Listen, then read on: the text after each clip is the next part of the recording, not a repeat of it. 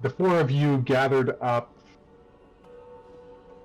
went to Aurora's Rest, eventually found your way to the Temple of Gentle Light, where you met, unwelcomingly, Dro's father figure, mentor, and trainer, where he proceeded to take you to an arena and gauge your strength by a 6-on-4 beatdown.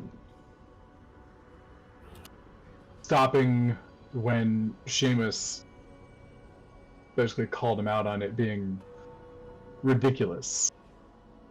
And he stopped. You came back. Randar gave you a little bit of information, had a couple of bombs to drop on Dro. Gave him a lowdown of what was going on in the city since Dro left. And not necessarily offered to train you guys while you were here, but rather told you you were going to be training while you were here.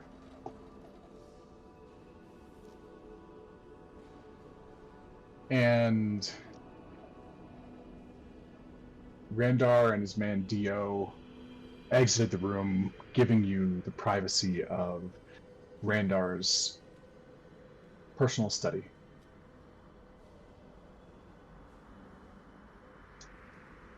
Did you guys continue to confer for the night, or did you go get some rest first?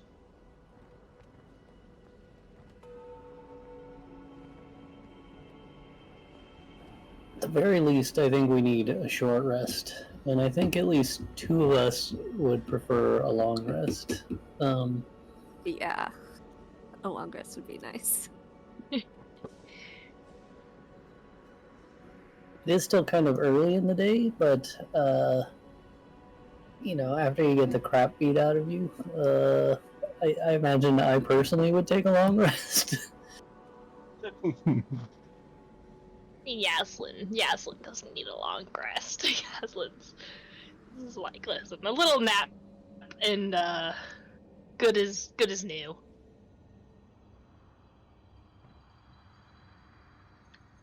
I didn't get to do much in that fight, so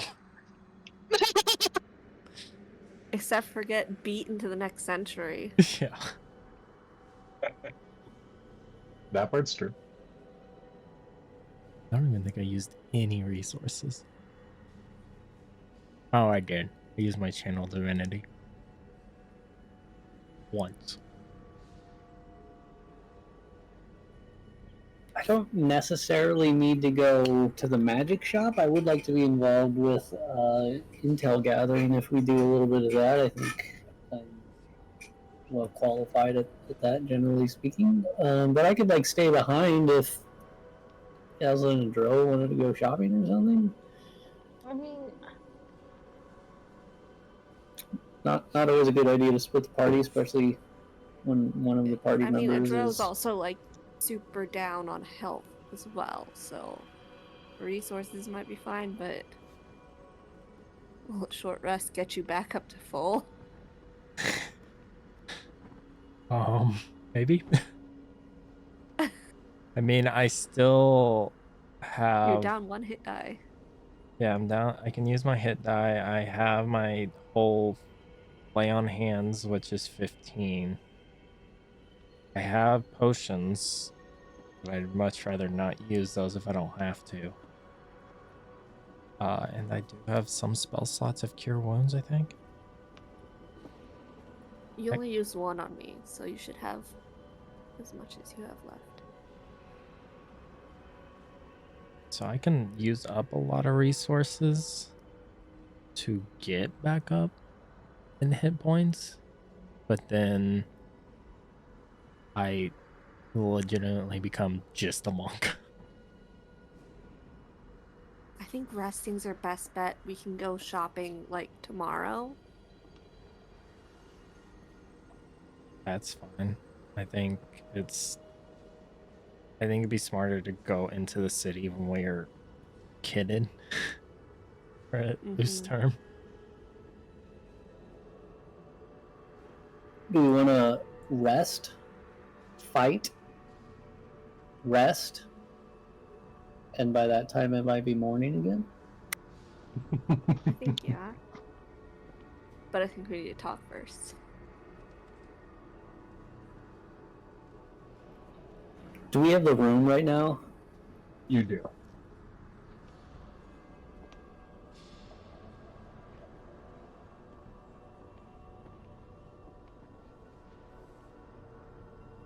Bro, Magic. do you think this is a safe place to talk? Still staring out the window. Has yet to turn around. Yeah. I mean, unless you guys were able to hear the conversation me and Randar had, I tend to have private conversations with him here. So, yes. Point in case. What's everybody's passive perception? Not great. 16. 16. Is it somewhere 13? special? Oh, no, there it is. 12. It's all about me, not you. My passive investigation is 19. Jesus. This is good. Yaslin, point in That's case. an 11 like, for me. Insane. your ability to just pick up on things is very high with your near animalistic level senses. You heard nothing. You didn't hear muffled voices or footsteps or anything. You heard literally nothing on the other side of the door when Dro and Randar were talking. Oh.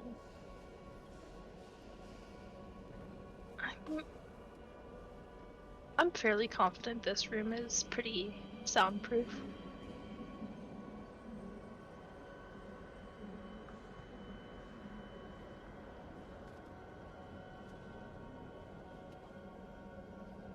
Looking out at the window, what does Dro see?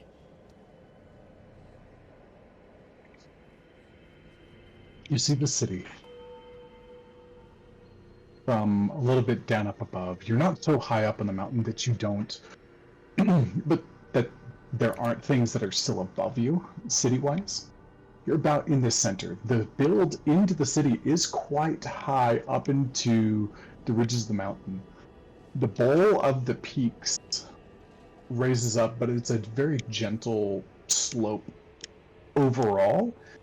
It's certainly not easy, but this place has been here for several centuries at this point. At least, roll me a history check. Let's see if the dice are gonna be nice.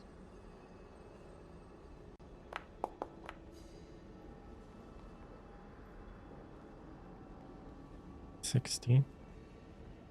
16. You know that Aurora's Rest was founded roughly about 40 AC. So it's been here for about 260 years.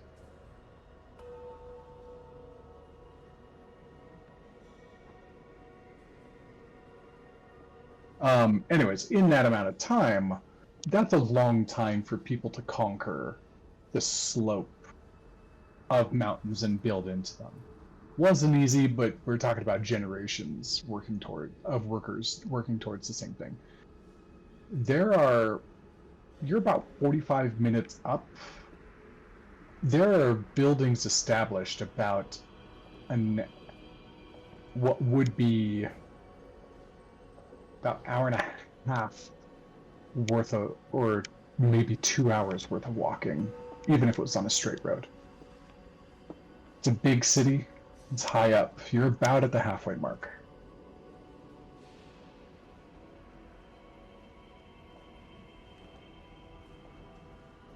Is it safe to assume I know the general direction of the Drakewood Manor?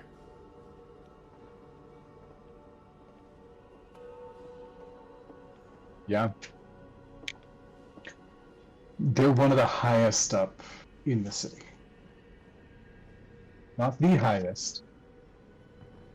At the time, it was likely one of the highest. And then things have built on beyond that since the family was established and found their power here.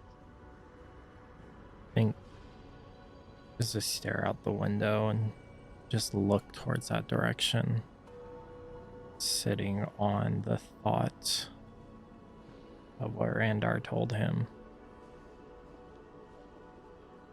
And there's a part of him that isn't sure he agrees with Randar saying that he did a mercy for her. And he's just kind of fixated on the general direction of the manor.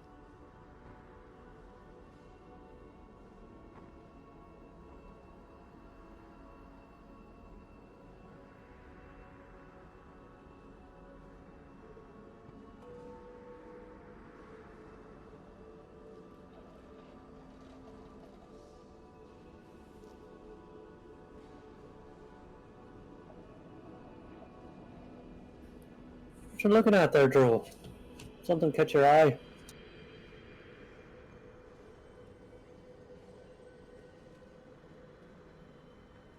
Not exactly. I'm just reliving memories,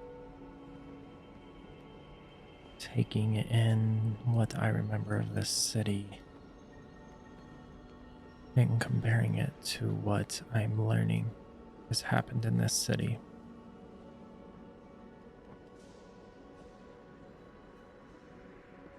And struggling to decide what to do with that information.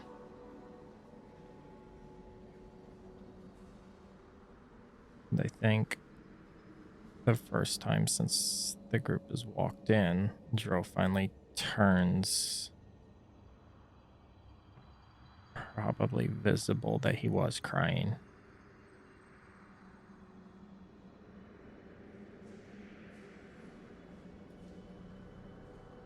Anyways,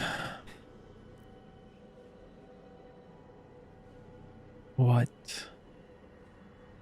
do you guys want to do now?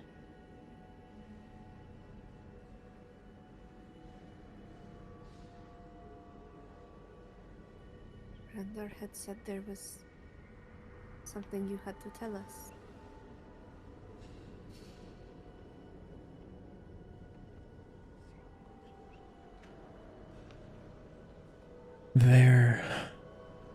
I've told you most of how this city runs in regards to the before I say this, the Black Moon family. I warned you guys about them and told you my thoughts, how they were involved in Freya's death. Randar is good at getting information. I mean, that's kind of where I've learned it. And obviously I told you I was tasked with information, and obviously he said in exchange information about my biological parents would be told to me. Obviously that is taking longer than expected. But Randar did do his own investigation into that incident the night that I was forced out of the city.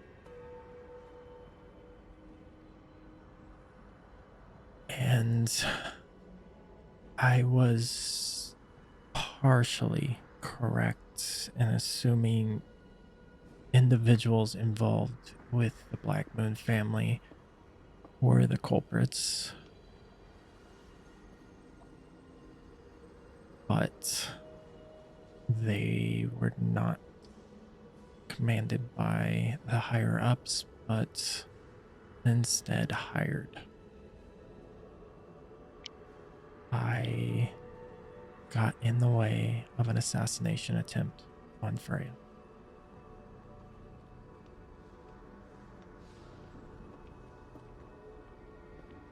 Randar said that what I did was a mercy for her. And I don't know if I truly believe that, but that is something that I'm going to have to accept. But the individual that hired them, and he'll kind of like try to remember, was someone I've heard discussed about, worked high up. And he'll glance over towards the, I don't know which direction it would be, Morgan, but the college. So essentially, where you're at, the city is kind of, I'm not sure if I'm mirrored properly or not, but the city is kind of like, it's tucked into that bowl, and then there's a little curve off the side to the east, and then like the mountain kind of like opens up a little bit, and then it gets into lake and like drops almost immediately off of that into the ocean below. The college, the Grand Athenaeum, the magic school, is on that easternmost side, kind of after that curving point. You guys are tucked into essentially the other side of the mountain, and the windows you're facing are west facing, looking out at the rest of the city. So kind of like the easternmost district of the city is the Grand Athenaeum. It's just the school. And then everything north, or everything west of kind of that curvy point of the mountain, that's everything else. The most western portions being the entertainment district, and the kind of in between is the common district, or the old town where you were originally. This individual works at the Grand Athenaeum, and he'll just kind of motion in the direction where it would be. And I would Basically imagine behind you, yeah. we would have passed it at some point coming into the city, or like at least a view of it. You got a view of it. That's the location that had all those like those towers, and the guy, I don't remember his name right now. Galax? What's that? Is it Galax? No, not that guy. Oh. Willem, the guy that Seamus bought his thermal cube from, or rather thermal pendant. He was pointing out and telling you like about the 24 Wizards towers, and you guys did see towers coming in. That's all the Grand Athenaeum. When you guys had purchased, I'll kind of motion towards y'all's thermal cubes, purchased those,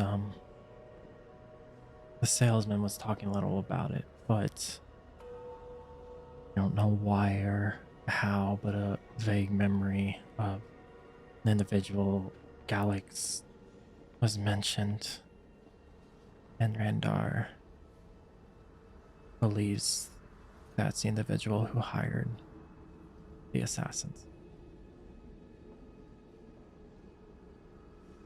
I don't know why, but what I do recall is discussions and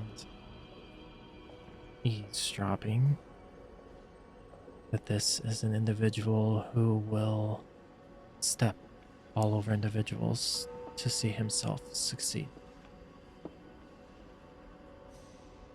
So there, and Randar says to inform you of what's going on,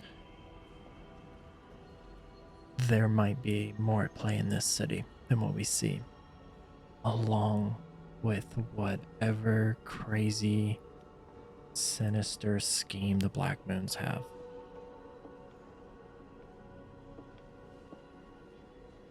But you don't think that the leaders of the Black Moon are tied to this? You think that Galax hired some of their lowerlings? That is what Randar believes.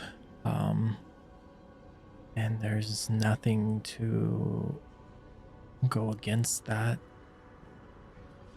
The question just arises of why. Freya would never have harmed a fly, caused any trouble. She healed people, brought joy to people. And yet she was a target.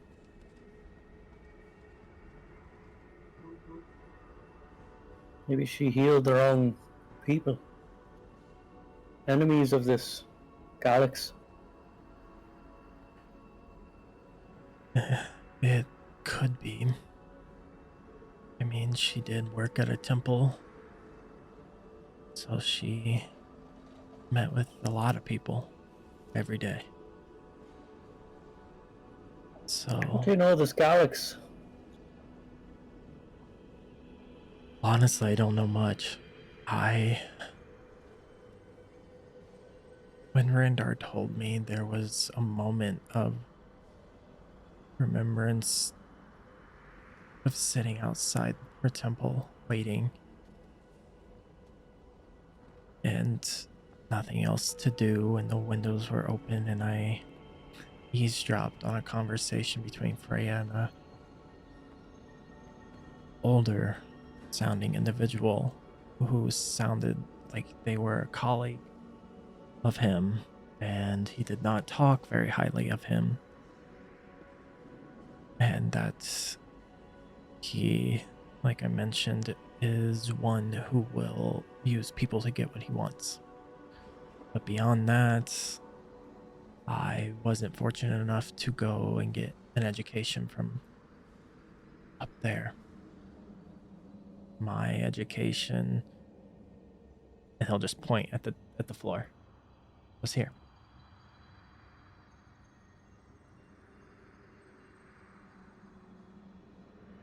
School of Hard Knocks, eh? That's putting it lightly.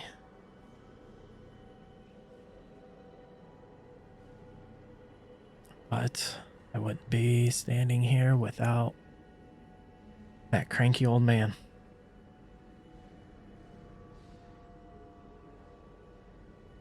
Which I suppose we wouldn't be standing here either. You've probably saved our ass a time or two. If I recall, we've all saved each other's asses. Made some dumb choices, but we're still here.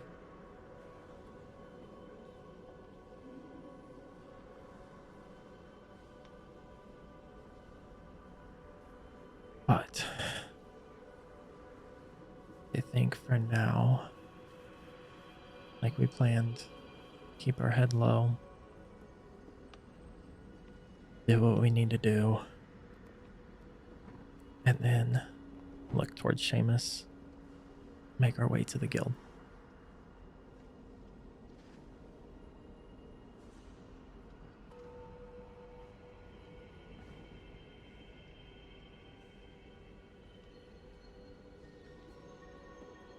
I don't know about you, but I could use a little bit of a rest. That fight really fucking sucked.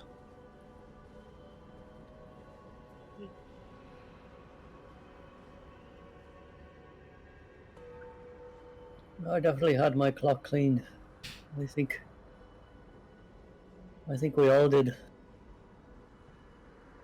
Yeah. Whoever that was that took away my magic. Are you upset? Yes, but perhaps something Dro should learn in case we need to use that. Because it put Locke away as well, so it would not be bad to learn. You hear from within you Locke, repeating something you said recently. You bitch. Takes Ye- one to know one. I'm just gonna keep my opinion to myself on that. Oh, you can't hear it. It's just inside Margo. No, because Yaslin hearing like Margot's suggestion of like Dro learning how to do the finger flick thing also has her being like, as much as it'd be nice to like pacify me, like no.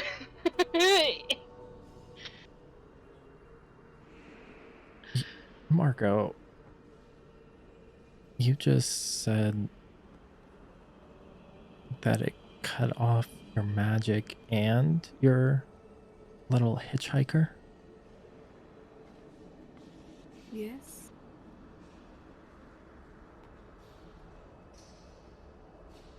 For a short while, but that might be. That actually truly is all you need. I'm not worth much without my magic. You know, they flicked me too, and it kind of did the same thing. Except for it didn't last very long.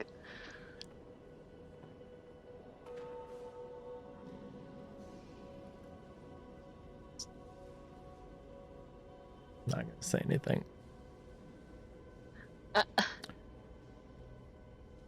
I know Randar did mention whooping our ass again, which is not unfamiliar to me, but I could have a conversation with him because even though it is a little bit different wheelhouse than some of you are familiar with, it may not be a bad idea, maybe not an ass kicking, but trying to learn something and grow and grow stronger here. I Because wouldn't mind proper lessons, but I don't learn by getting knocked out. yeah, and that's where my Leading cause lessons of came brain in. damage. This is a problem. Yeah, that might explain a lot. There are books here. Well, I don't want to be reading a book. Yeah, no, when I was younger, that part of the training did not come very easily. But there might be somebody or something here that might help. And kind of looks at both Seamus and Margot. You guys in your spell casting. And looks at Yaslin. And I guarantee there's something here to teach you how to hit harder. Seamus is looking at the spines of the shelf in front of him. I'd also like to talk to whoever knocked you into next century, because that's some powerful magic, although he's a bit of a dick, so I might need someone else to make sure I don't That is an understatement. blast him. Looks at the group, looks at Yaslin. Nope. Seamus. Even Would- Yasmin and I can't temper our attitudes together. I'm offended because I've done extremely well holding back. Yeah, but Dro is also does not want to talk to this guy. Seamus, would you mind having that conversation along with Margot? If I can find that asshat wherever he is. Poor little guy's just afraid of the dark.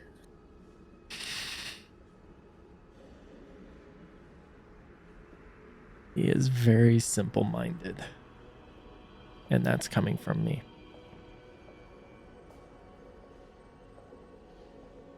I wouldn't mind catching up with an old colleague here. Kind of looks at Seamus. He introduced himself pretty hastily to you, I saw.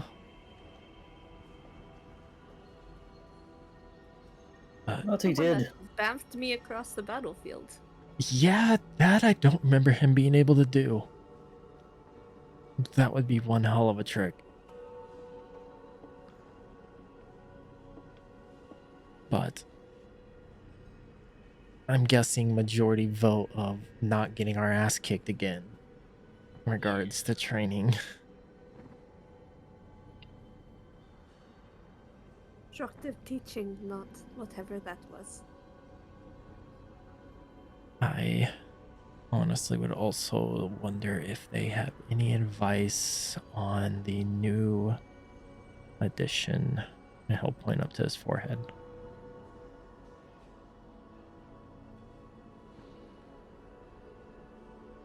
But right now, we'll have to lay low. There are people from the city still here. And us walking in half conscious probably did draw some attention.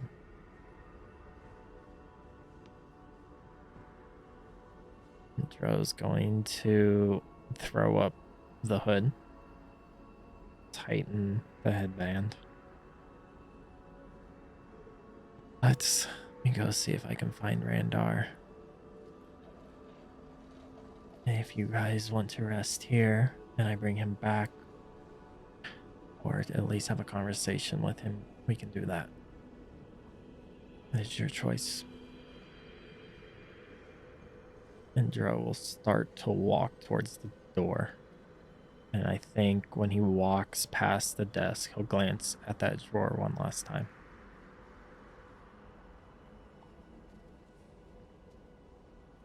And then we'll walk out and then go and look for Randar.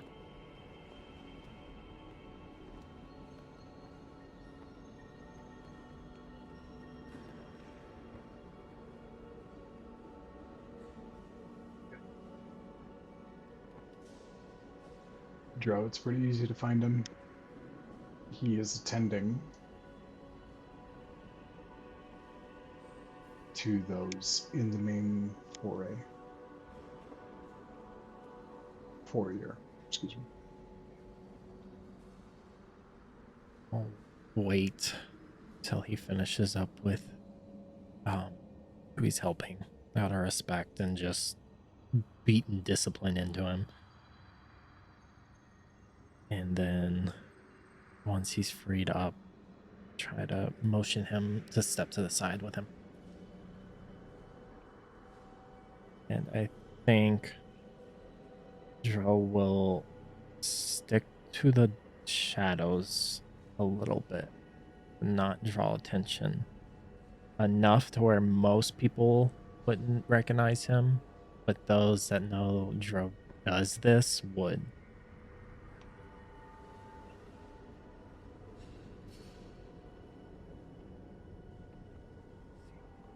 Your mind, boy. What have you told them? I informed them of the night with Freya and just reassured them of why I had that information and why I was traveling and the exchange that I had with you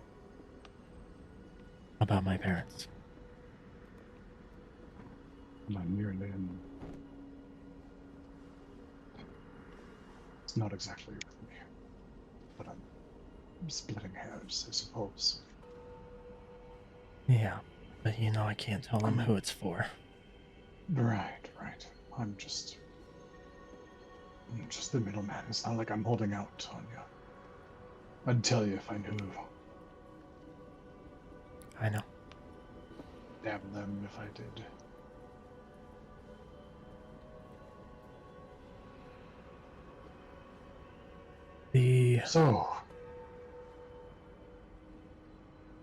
So they are resting in the office right now, which honestly I probably should do the same here soon. They are not a fan of the tough love way of training, but I do see some sort of benefit of them being here and receiving some sort of training. Some, unlike me, are more book savvy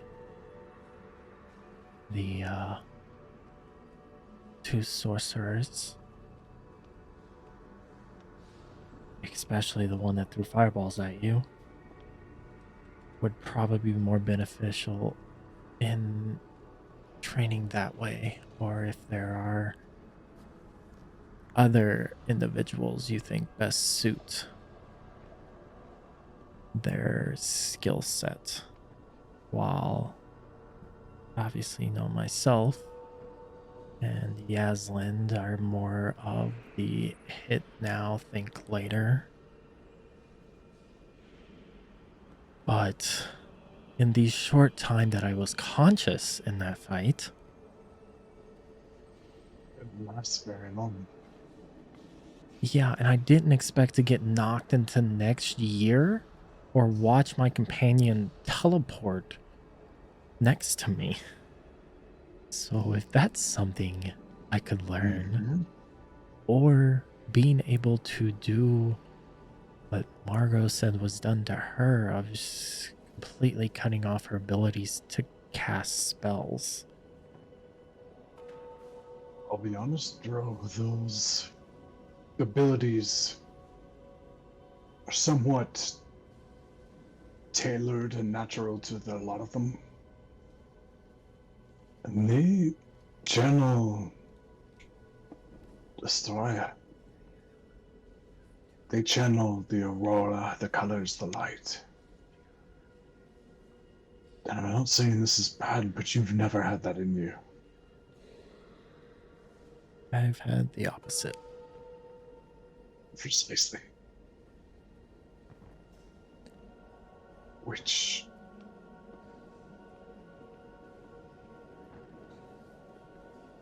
just means that yours is something more. In that direction, you aren't going to be able to replicate what they've done.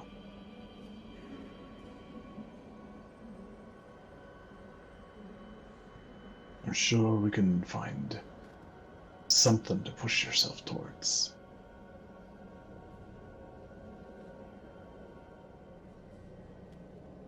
Rendar, have you, in your studies or whatever you do in the office by yourself, ever come across an ability or skill set of being able to read people, and not just what we do of reading people's movements, their emotion, but deeper? And I don't know if I understand it. And he's going to take the headband off. When I close my eyes and this is open, it's... Darkened night, boy. What'd you say? Said darkened night, boy. What'd you do? I know monks are said to have a third eye, but you're taking it a little too literally, don't you think? Do you think I chose to do this?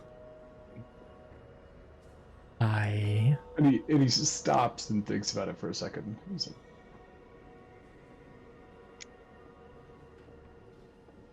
honestly, no. But I think you probably chose to put yourself in a situation for whatever that happened.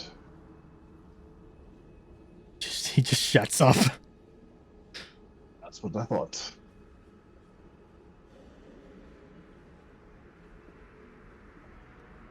It's... I still don't quite understand it, but almost as if I can see people's auras. But it's still very confusing. Now, isn't that the truth? A shadow, a blackness, a colorless. Being able to see auras.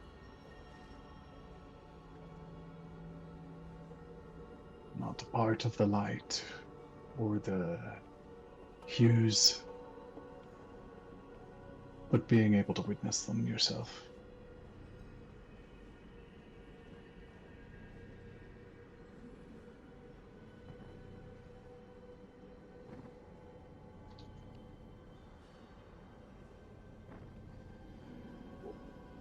how I had a conversation with Margot about this issue of what we've been calling a curse, and I told her that it is only a curse if you let it be, but if you find a way to use it to protect those you care for, it becomes a gift.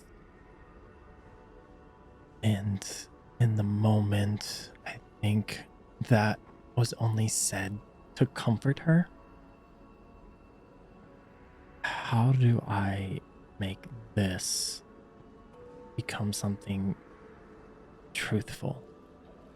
To make that statement to her a truth?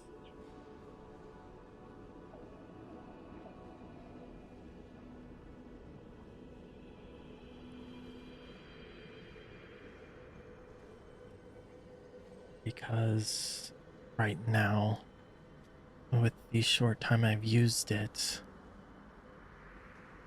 it's helped in reading the room. But in terms of protecting those three that are in that office, I don't think I'm strong enough. And obviously that last fight showed that.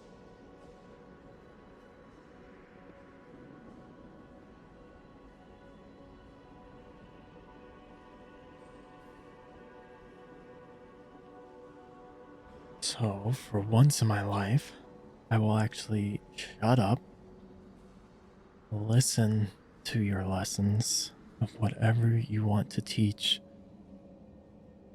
that will help me protect those three.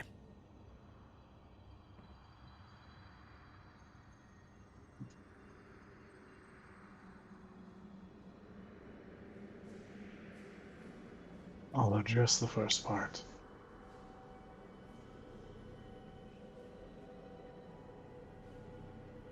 It's a funny thing when you begin teaching, or when you become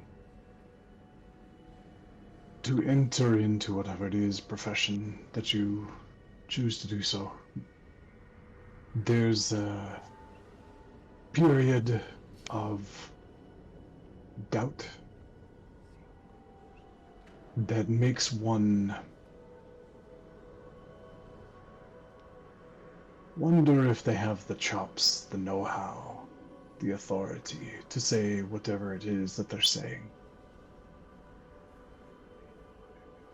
And over time, you simply have to trust your instinct, that your training, your experience, your thoughtfulness, your capabilities get you to the answers that you need to go, and that instinct is pulling from 1,000 tiny details that you can't track yourself,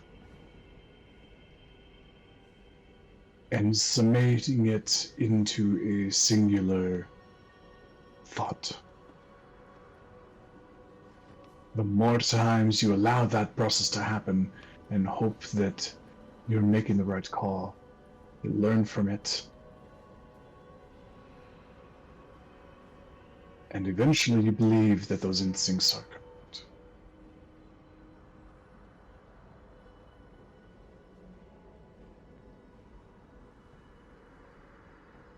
The way you make it stick, the way you make those past words true, is to repeat them and guide them to being true.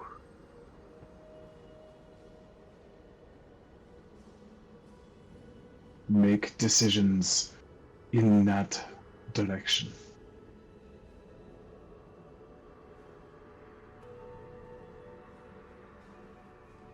And hope you said the right thing. Learn if you find out you didn't.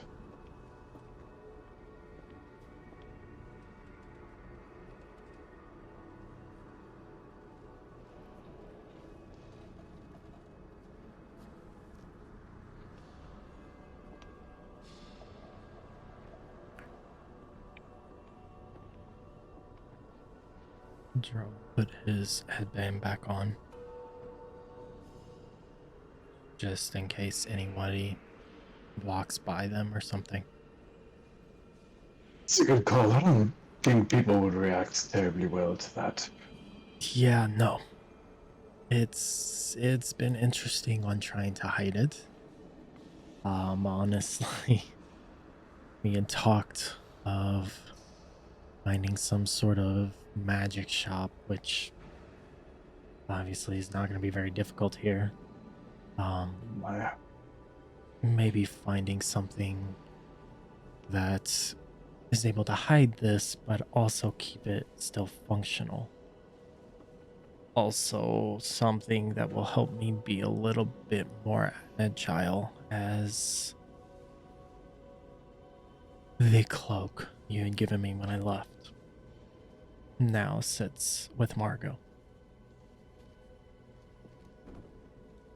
tell me about them.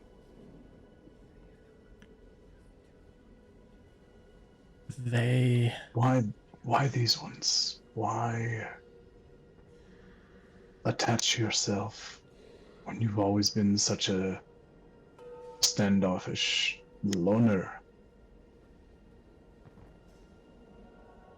What changed? At first, it was an easier way to get information.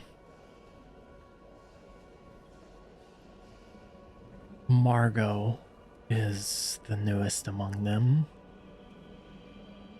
and probably the most suspicious out of them all. But she means well, and Dark ones are always shifty. she helped without a second thought our encounter with fire. She was also the only person that could physically see Echo and wasn't afraid. She also put her life on the line for all of us, only knowing us for a few hours. And she has also had a troubled past. She says she's doing this for a higher cause, but there's just something about it that I think she's doing it for us as well. Seamus, if you haven't seen, has a similar skill set to mine. I had noticed that. I think that drew Echo's attention as well as mine. And he has the same mindset, I think, in regards to utilizing the darkness. And honestly, he's done some crazy shit since we've been traveling together. I mean, he's dove off numerous cliffs. He has literally jumped off a skyship that is in the air to save Margot.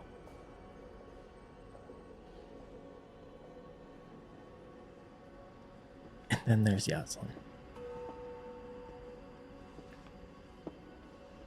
The first person I had ran into after leaving here. I'd mentioned the poachers.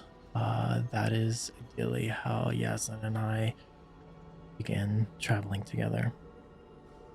She obviously very quiet, but same mindset of hit first, think later. But I think leaving this city, she was the first person that didn't judge me for how I looked or who I was. Almost accepting me.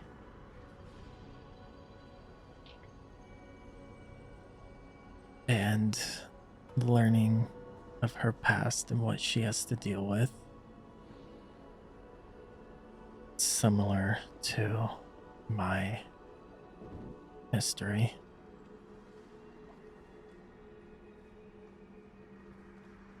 And I think he's gonna look past Randar.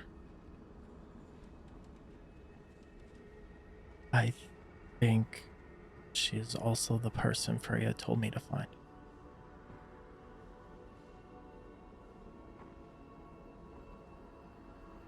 There's something about the three of them that the moment I see them in danger, there's no thought, there's just movement. And trust me, we've done some stupid shit, we've touched shit we shouldn't have, we've went to obviously stuff that is ringing danger and we've still messed with it. But I can confidently say I would put my life on the line for them because they've done it for me. They, upon leaving this city, even if we're a weird bunch of freaks, they're what I call my family. Obviously with you as well.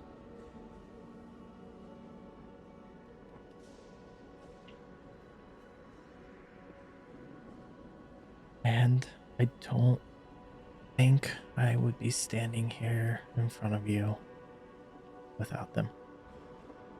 They were willing to take the beating without a second thought.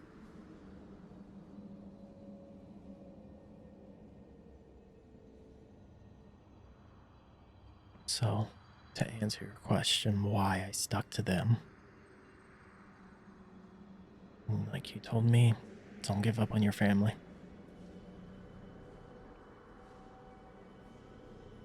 Plus, I feel like if I tried to leave, Yasmin would beat my ass, Seamus would turn everything dark, and Margot would probably light me on fire. So, I'm kind of attached to him. Sounds like good friends.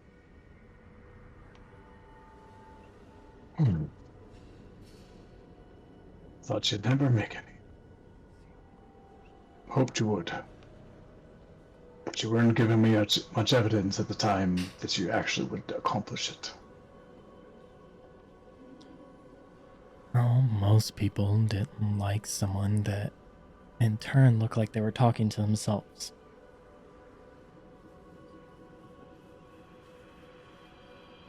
So,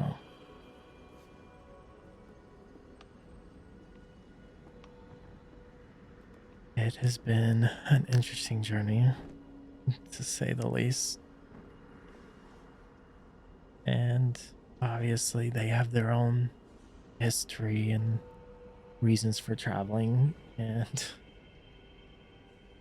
even after me telling them that I'm wanted here, they still came.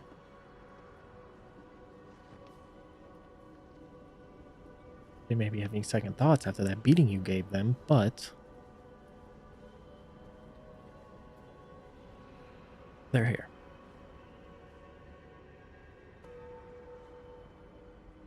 So, what do you want to do?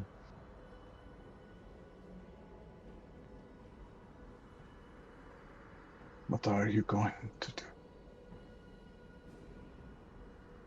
If you're intending, like I expect you are, to go after those responsible for Freya's death, whether it's in vengeance or justice, just to stop them from harming someone else in the future, regardless of the reasons. If you go against them, being tough with a big sword, able to turn invisible or able to throw a fireball is not going to be enough. You're going to have to outwit them, and that is no small ask. brawn and magic, there will be a time for it, but there will never not be a time for being clever. Cunning more so than your foes. That is what I worry about. And when it comes time for the beatdown portion, you'll need to be very on point with that as well. You know the power they and muscle they command in the city. This Galax, your fellow, actually, like, and as he says it, he gets extremely quiet, like, basically only whispers it, or basically only, like, mouths it. And you can see him, and you can see the... I don't know anything about them other than they're able to pull off something like this. They may be one of the most dangerous individuals in the city.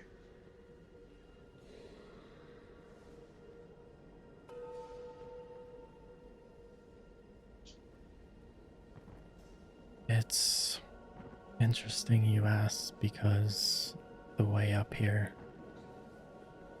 I was asked a similar question. If I wanted to get revenge for Freya. And I did. But thinking how that would affect others besides myself, opening a wound that may have never fully closed but is healing. A wound that was caused by me, and if I go and reopen that, what does that say about me in respect for Freya? If I could get justice, I don't think it's true justice or revenge or whatever you want to call it if I'm going against what she wanted. So Randar, I know you're concerned of what I will do with that information. And I hate to say it, but right now there's a bigger task at hand. And I have an expectation to withhold or upheld as Zotdro. And there is still much I can do to help those three that are in your office with what they are dealing with. So, you can trust me of not causing a scene and reopening that wound.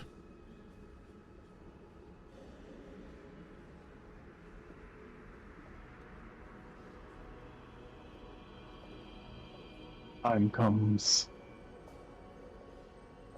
to make whatever move you're going to make.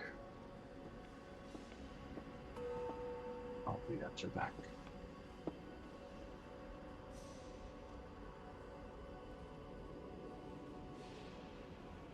Thank you.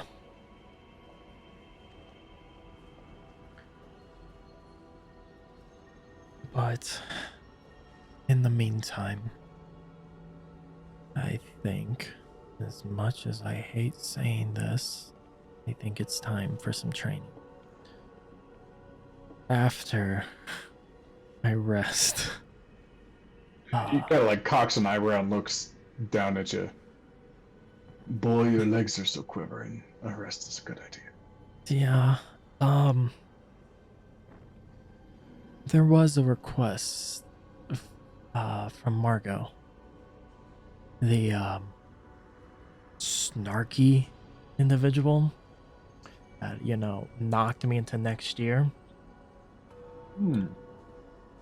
Although, Yeah. She was curious of having a conversation with him, and I think Seamus was interested as well.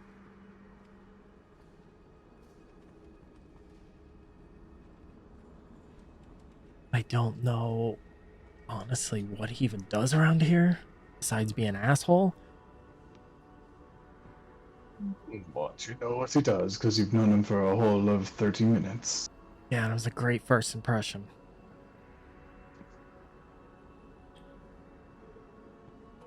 But I do see a benefit in them having a conversation, if it is possible.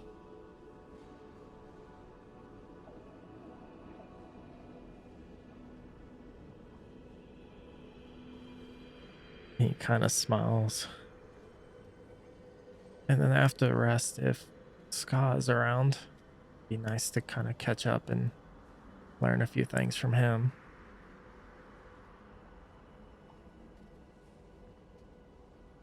Sure, you can accommodate. And then I'm really curious what kind of training you have in mind for Yaslin.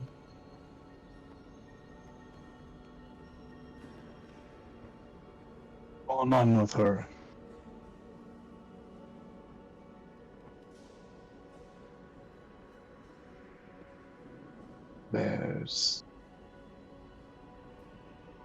She doesn't move like any fighter I've ever known. She's a special one.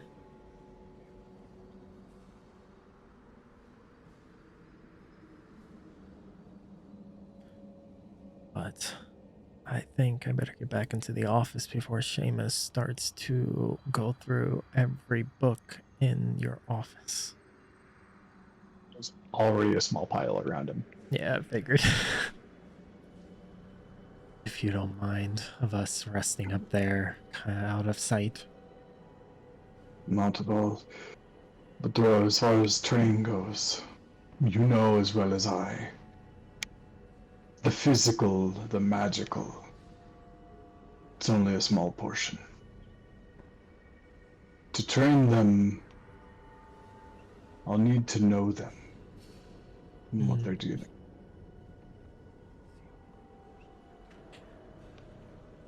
You run that by them, see how they react to opening up to someone who's not inside your group.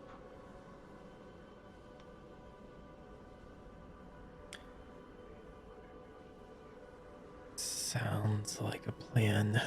And another session of hot seat. You've done that before, have you? Ironically, I've not been in the seat yet. Yet. Just smiles and says, relish it for the last few minutes you can. Yeah. I'm sure today is your day. I'm just hoping you guys kick their ass so much that they forget. Well, you've got a long nap ahead of you. See if you can survive your absence of the hot seat until then. And then I'll work on beating it out of their heads as a favor. What you're cooking?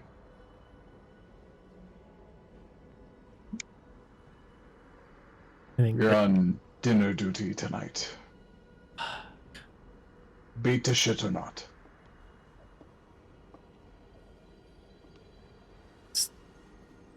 Do you care if I bring someone that said she was interested in learning how to cook?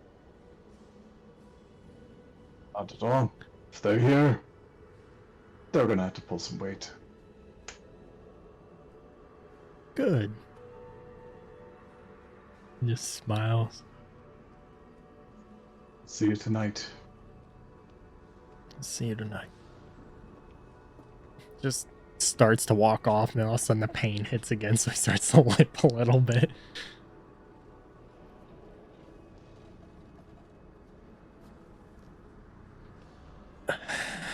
Bro, give me...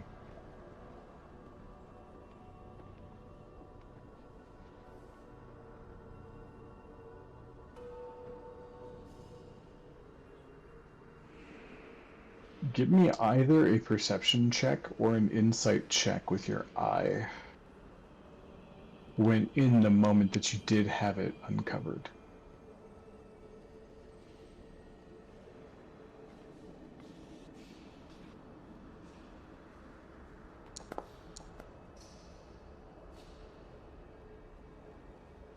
Funny.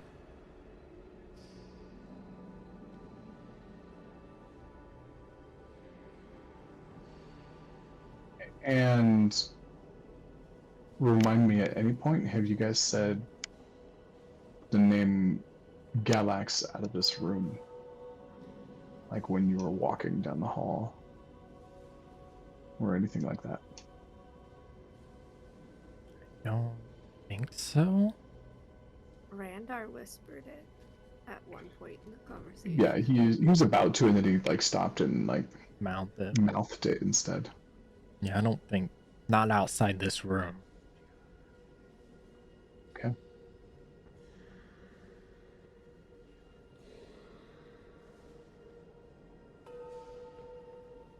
All right. In that moment with the 20,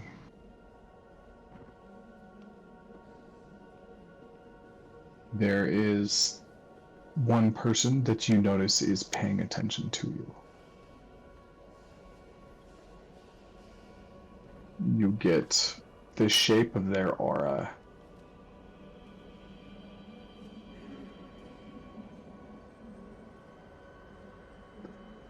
Is a little bit pinpointed and it's directionally charged at you, even though you're far away and kind of in the corner.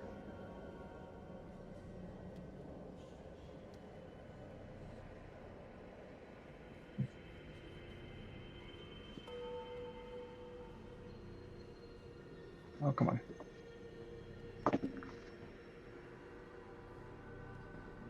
Okay. And you look over and into the crowd, and you don't know who it came from. You caught their aura, but not their actual gaze.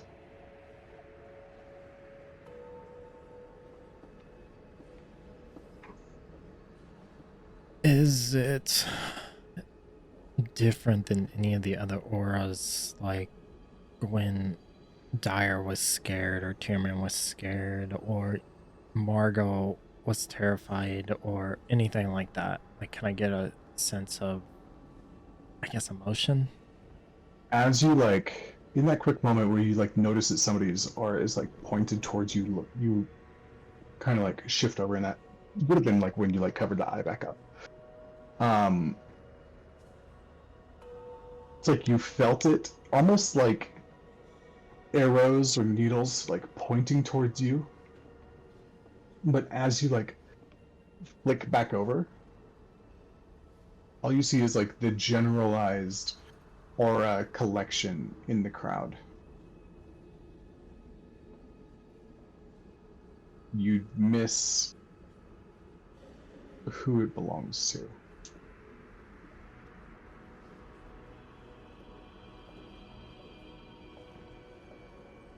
And I rolled for it, and whoever it was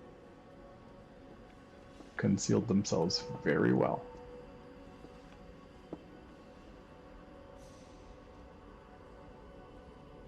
Just make note of that as I walk back to the office.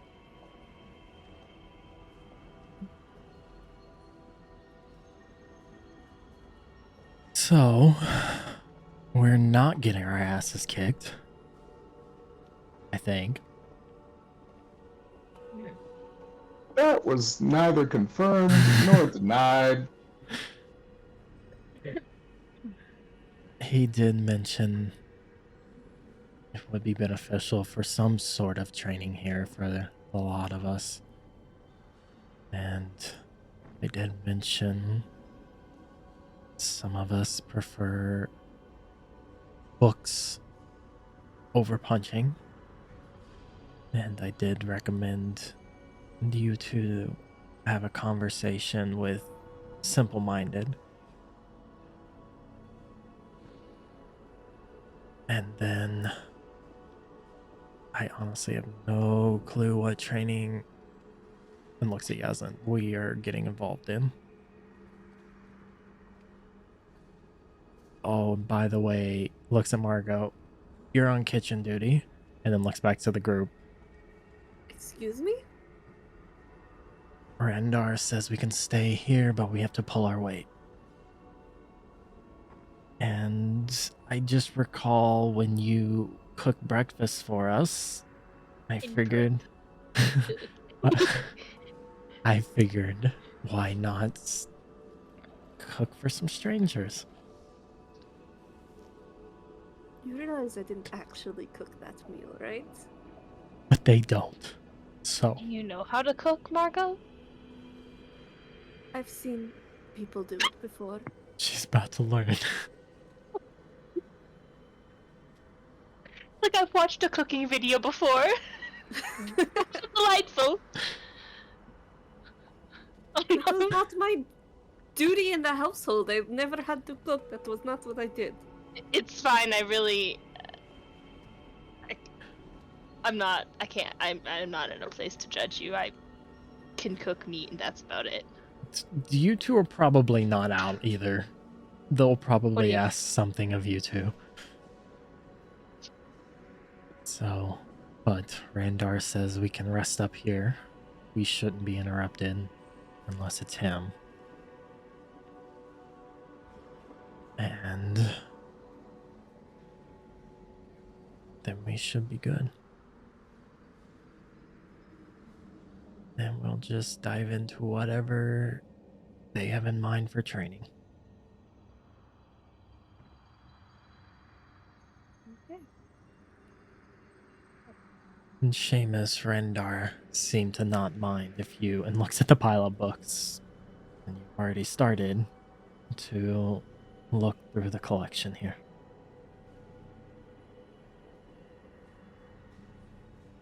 Just a little browsing. I hope it's entertaining, because I've never touched a single one of them.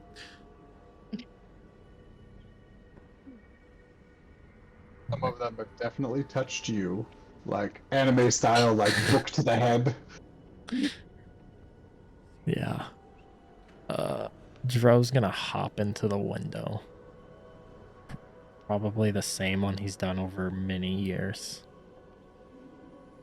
And just rest.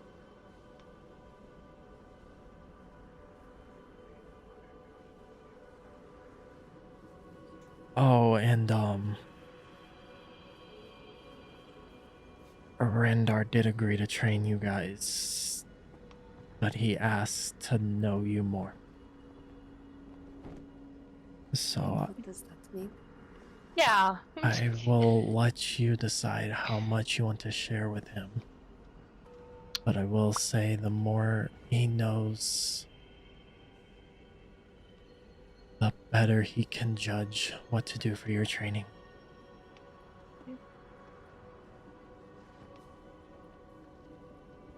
This, take it how you will, is the man that rescued me, raised me, trained me, beat me, and cried with me. And he is one of the very few people left in this city that I would give my life for.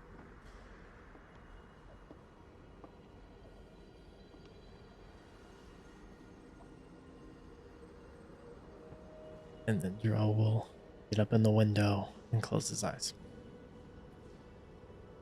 Margot's gonna go around the room, reaching past Dro, setting up an alarm for everyone to include Randar to be able to pass through it, but if anybody else walks through, it's gonna have an auditory alarm on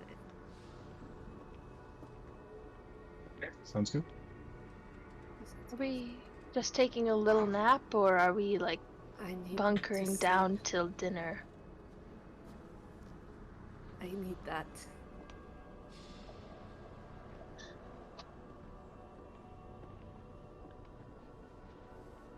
Yaslin's nightmares have become reality. She's about to be trapped in a library. Yaslin's like, I don't want to be 8 here. hours. She's like, with books, with nothing but like Yaslin's like, I need like a short nap and I'll be fine. And everyone's also like, I'm exhausted, and she's like, guys, please. You don't understand my plight. Here, drink some wine from the alchemy jug. It'll calm you down. Which cork is that? Yes. Yes, That'll keep you for the entertained. mayonnaise. I imagine if you Course, wanted girl. to, you could take a short siesta and then maybe go help out. If that's what they're asking us to do. I mean, I don't really need to sleep. Do you want the cloak back? I feel like it would have helped you in the fight. No. Yaslin, roll a d10, ignore 10s. Oh Well, God. let's do this. I'm taking a swiggy. I'm taking a little swiggles of the alchemy jug, and I really hope you that's get a mayonnaise. 4. Oil. I just, is it like cooking oil or is it like crude oil? Like the These kind are all technically edible, so I'm gonna say it's like an olive oil. she like takes the swig and it just pauses. She like swallows and like just pops the cork back on. Not that one. Okay. Good to know.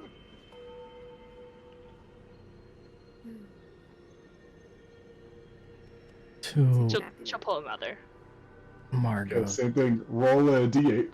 to your point, I know we'd mentioned going and finding magic items. I think that cloak will benefit you more, and I can find a replacement. Because right now, Until we find a replacement. this cloak that you gave me might be more beneficial of laying low. That's why I gave it to you, yes. So let's see what we can find at the magic shop, and then once we leave the city, we can have the conversation again. Okay. And I think Dro would pull the hood down, but when he realizes Yaslin's drinking out of the jug, he kind of just peeks to see how this turns out. Yeah. It's like Russian roulette. Mm-hmm. Pops a different cork. Okay. Or do I need to roll again because it was a 4? Well, hold on. I was adjusting for that. Oh, okay.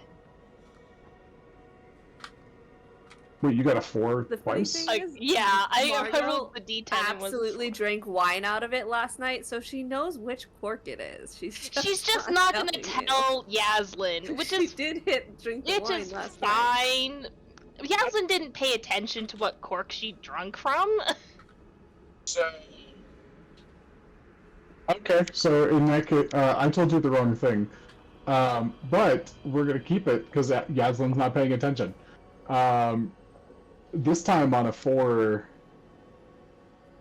not a slippery, like smooth substance. It's thick and sticky and sweet. Oh, honey. What? Honey. You know what? She's like, this might be my favorite. You just had a meal of oil and honey. Where's my bread? Seriously, just need some more. Mm-hmm. Okay. I think. What is there like a color to this cork, or like something that I could like come back to this one later, Sorry. or anything? Cause like I Okay, sorry. Yes, the honey one is a bright yellow. okay. The oil is kind of like an earthy yellow. I was looking at the one that had the picture of the alchemy jug, which was the alchemy jug classic. That's where I got my numbers mixed up. Not that Yaslin remembers this, because she wasn't paying attention to the first one. Number 4 is oil, number 2 is honey. Yeah, she's like, well, this nice light yellow colored cork is good, and I think it's honey. So she pops it back like, this one's good. This one's good. Russian roulette with beverages. I'm just using Yaslin to narrow it down now. I know I'm what the I'm guinea doing. pig, I see. I'm just sitting there watching this unfurl. Mm-hmm. Do I try another one? That one was good. I'm think pretty you sure that was should. honey. I think you should go for it. All right, one more. You know which two to avoid now. Yeah, I know which ones to. I think I actually don't remember what the other colored cork was, but I know what this one is. We're going to go ahead and roll a d10. Ignore 10s, because we only got 9 options on this thing. You Oh rolled my gosh, that's a 4. It's 3 That's a 4s. What is happening? You go back and find the oil again. I'm. I think she pays attention to which cork it is this time. Yeah, this time she's like, okay, okay, now I know for sure this is not the one. Disgusting. Puts the cork in. And because she's upset, she does another one. Because she wants something that's not oil. She said she'd do just that third one, and then she was like, okay, but that doesn't count because I got the same one. Yeah, roll a Constitution saving throw. I'm about to make myself have a upset stomach. My sister and I used to make what we called concoctions as children, where we would just like go to the pantry and grab whatever we could and like put it in a bowl and like make a potion. And it was like usually like too much cinnamon, like a mashed up banana, and like cardamom. Just like random crap. That's what's happening in Yaslin's stomach right about now. Yeah, my sister used to like, with the leftovers at any dinner, she'd like mix them on her plate. It looked foul, but I imagine that's what happening to Yaslin's stomach. Yaslin's belly, you're like, I'm still good for now. Yeah, she's like, just this is the last one for Mhm. real this time. Go for it. That's A 5. Not a 4. Lovely. I was right next to 4 though, so. And you get a delicious soy sauce. Just I a mean, mouthful of soy sauce. she like, This one's kind of a brown. she gets the mouthful and it's another pause and her eyes just water just the slightest bit at how salty this is. She's like, it's like the tough debate whether she spits this out on the ground or she just swallows it. And I think she's too stubborn to spit it out, so she swallows it really, really struggling there. She's like, oh, wow. I take it that was a good one. so good. She puts the cork on and she gets her water skin. Margot, remind me to never drink out of that, ever. Oh, don't worry. I will. I don't doubt that. Just pulls the hood back down. There's so many ways this could have gone. The scientific method here would have been, like, very viable. So many ways to figure out what's in this. And instead it's just, nope, gotta try them all by mouth. Margot's gonna take the jug back and then open the one she opened last night that had the wine in it. Are you serious? Wine. There's one with, like, a little, like, dark red stopper.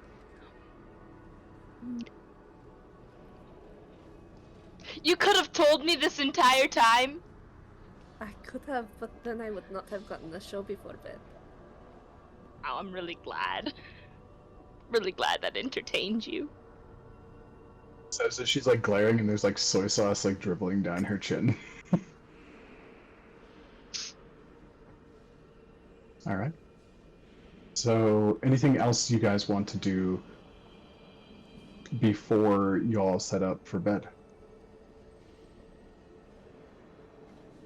Not if we're gonna have conversations after.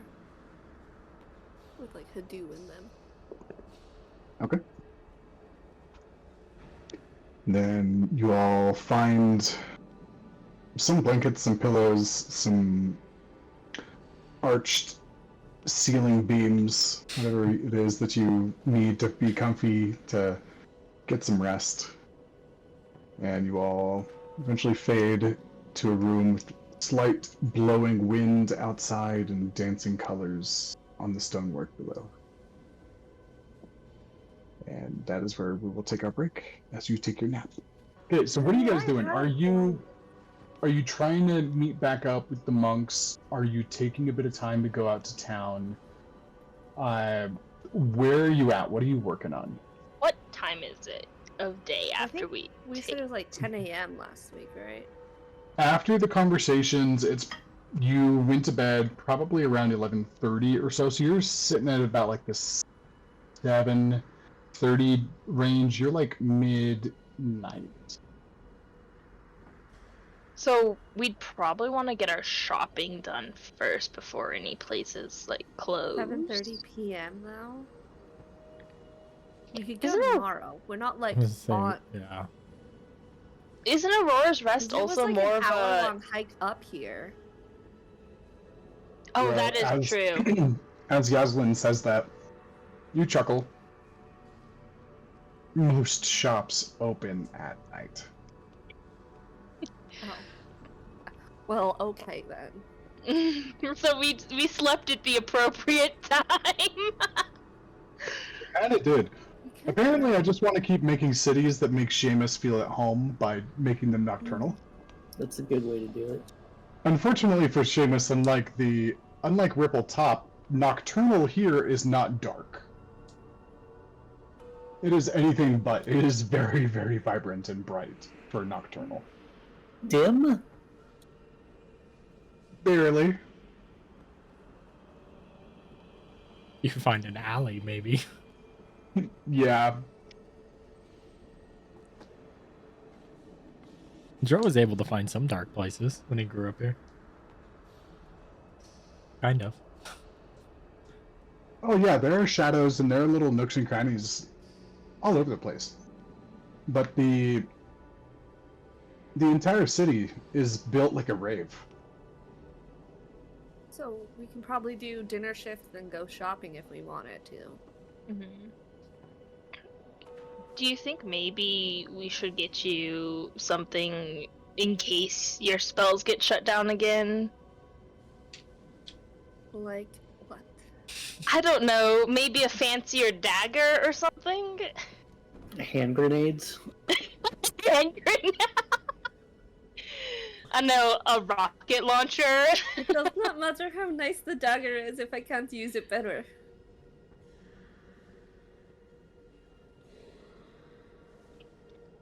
I was going to suggest something, but I just don't know if it'll work with you. +7 to hit. That's actually not that bad. I have Yeah. pretty good decks.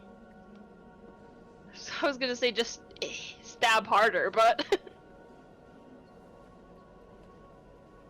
One of my favorite depictions of us. Yes. This is a bug board. One of my favorite depictions of sorceress was from Critical Role's Tales of Exandria, the first season, and I can't remember her name, but she always had like a line of daggers up her thigh and like her garter, and she was using her daggers constantly. And it actually turned out great because then the final fight she didn't have shit for magic. She ended up killing the bad boss. Oh, this is spoilers for our 6 viewers on the internet. spoilers. I mean, the daggers are all well and good, but it's only like 1d4 plus. Do you think you damage. could put it's like not a lot. a poison on them? actually use poison, is it a bonus action to? I think Covers. for some, it's a bonus action to apply. I think you would need You to. need the action economy to do that. I think Yeah, it's let an, me see. I've it's gotta an action to Google this. apply, and I believe like the poisoner's feat allows you to do it as a bonus action or something like that. Yeah, I don't have that, so that's not great action economy for me. Honestly, poison's, as far as like D&D 5e rules go, poison's terrible. It only lasts for one It hit. really is. It's Like- like the lamest thing. I'm like, it should at least Like, the I. poisoner's kit should be so much more useful than it is. Like, you should actually be able to kill somebody with a poisoner's kit. Like, I get it if you like poison an arrow because it's like it's kind of like that goes in all the way and it's coming out and you're. It kind of I almost imagine it like wiping off a cloth. But like Baldur's Gate 3 is the free action dip. yeah, Nice. but poison still is like, it's not great. I feel like with a blade that does like slashing, it's not like you're. There's still poison there. I would think. I don't know. Yeah, poison is just. It's also hard because, like, to be poisoned, you have to roll a con save. Yeah, that's true. And a lot of, like, generic poisons have pretty low con saves. What else could be get you? A quarterstaff? See, the thing is, like, there's no items other than weapons, and I can really only use a dagger to stab. Because I think the rule was, like, I couldn't have even used the wand, I couldn't have used the Ring of Yeah. Spell Storing, I couldn't have used any magic at all, so... Truly useless if my magic gets turned off. In the fights we're facing nowadays. And most like magical weapons require attunement, so if you have things already in all of your slots, then it's almost I don't. I think I have only one thing attuned, which is that Cloak of Protection. that's really nice. Yeah, because Yeah. if you have the space in a general sense, or well, the Bloodwell Vial is an attunement, isn't it? It is. I'm trying to find out where the attunements are on this. But yeah, generally it's oh like wait, if no, you- I'm attuned to the Ring of Spell Storing too. Okay, yeah, I have all my attunements. yeah, Sorry. that's like the other thing is like when you're attuned to like things that are like more vital to your build, it's like Yeah, because those are Do great I- for my build, but I can't use either of them. yeah, it's like, but do I want to sacrifice? Yeah, it's like, do I want to sacrifice an attunement slot to the if scenario, or Well, Morgan, I couldn't have even used a spell scroll. Like, I couldn't have used any magic. No spells. Yeah. Magical ability that was not a spell would have probably worked. Like a class feature or something?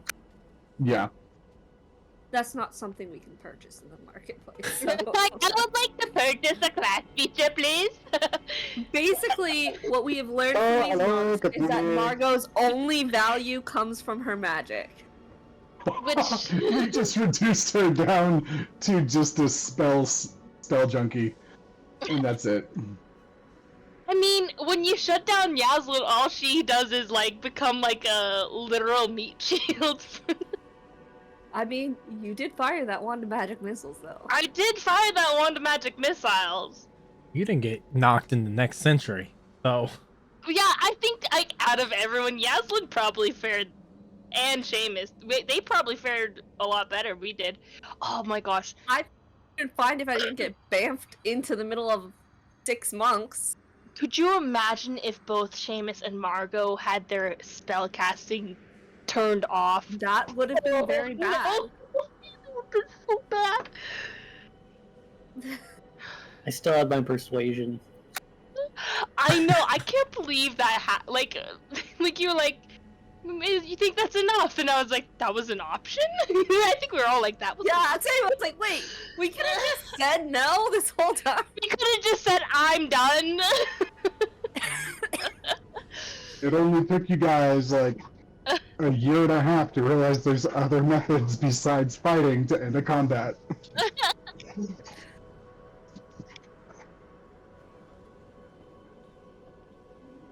Well, I mean, there's other things we need to get anyways. So let's go shopping. If we can get like a hat of disguise who mask many things would be awesome for Dro. Do you have bracers of defense? Who? That's what I want so bad. Oh, yeah. Yeah, let's see if we can't find those. That's why I Those are said clutch. let's have the conversation after we leave town. Yeah, let's go shopping. So shopping. Mm-hmm. Magic shop. All right. Are you where to first? You've seen a couple of shops. Are you looking for something specific, or what's the play for trying to find a shop? You guys are in you're above Old Town, which is the more humbly, like, original dwelling area of the city. As the city expanded, and like as you guys came into High Roden, it was obvious like the number of people needed to live there needed to expand, and so that's a lot of what High Roden became. And so right now you're in kind of the tamest, most mundane portion of the city. You can go into other areas as well. So Dro, you can let them know that there's Market District, there's Entertainment District, there's Starlight District, which the Starlight District has like the taverns and the music locations and the festivals. The Entertainment District has things like the casinos, the performance halls, the opera houses, the grand theaters, things like that, and different ways of entertainment. And then you have the Grand Athenaeum as well. Those are kind of like the major sections of the city. And then like way nestled up into the crook of it, that's like the ruling class area, with the big money looking down on all the goings on in the city. Things along there. Those are the kind of like the general locations in town. So ideally we're looking for something to disguise me, and I know I'm looking preferably for best case to be bracers of defense. With We have some magical items to sell as well, don't we? Can I ask Randar, with those general items in mind, with the addition of items that we would like to offhand, where, and with his knowledge, where would be the best place for us to go to remain still under the radar, but hopefully find what we're looking for? My guess is A history check for yourself first. You grew up here, so you do know some things. let's take a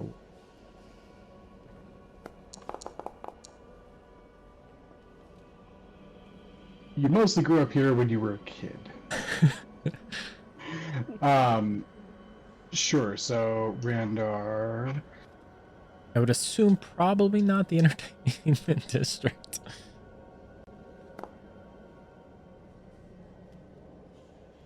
Yeah, with a 22, he does point you in the direction of, like, there is the market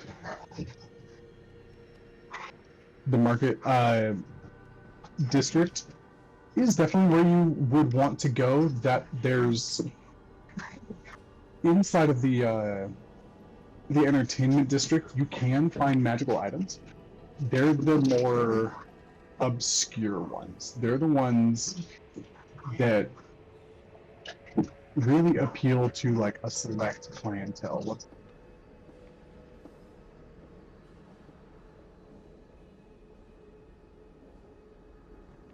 So much indoor zoomy energy, jeez. But the more generalized, so the entertainment district does have some stuff, but it's more niche for sure. But the market district will have your general goods.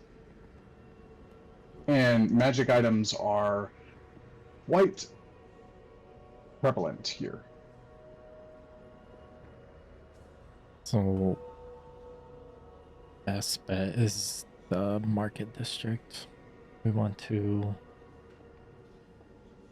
remain under the radar. Around this time, the entertainment district looks over at Seamus. Probably not your cup of tea right at the moment. Very loud and colorful and very much describes Aurora's Rest.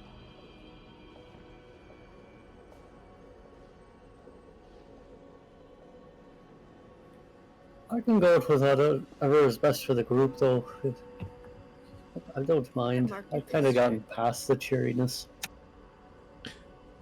I think we can start in the market district, and if there is something we can't find there, I do know, if I recall, and Randar was also saying, there is some items in the entertainment district that's just more to a select group. And honestly, I never really stopped around there much. So we can have that as kind of a last resort. I'd imagine at least if we can't find stuff, we could probably sell some of the stuff that we have. Which brings up the question of what all we're wanting to sell.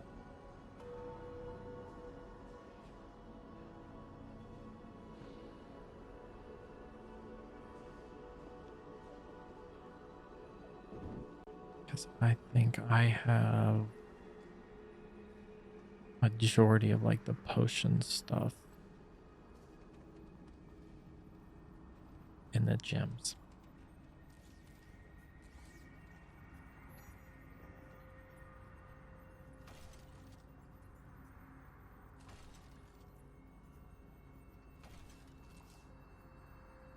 Well, I don't think anybody's using the gauntlets and the shield. At least.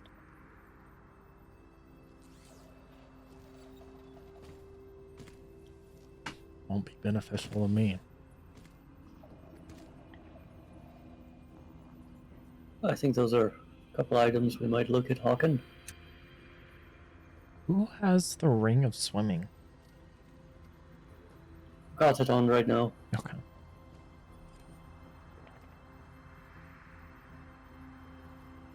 I think everything else, somebody's either attuned to it or is holding on to it. I'm correct. Or drinking from it. We can get rid of it if it will help us fund more necessary items. Just leans into Margot. I kind of enjoyed the guess which spot Yaslin played. Same, I was hoping she would get something else, but There's still time. The potions, I think, will come in handy. For sure. And the pixie dust and the drust of dryness will also, maybe in a select situation, but might be handy.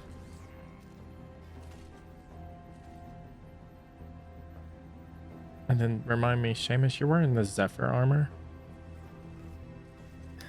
That's right, but the other armor might have something to trade here in a day. I forgot about that.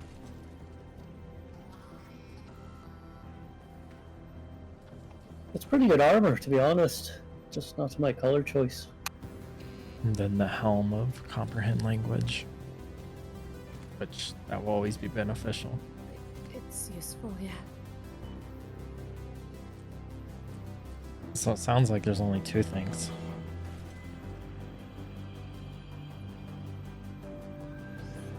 Because I doubt someone's gonna part with her blade. Like it. It's nice, and no, I'm not going to give it up. We can Although, sell the jug if we require more money. And I if my do boots have magical properties, I can trade out for normal boots.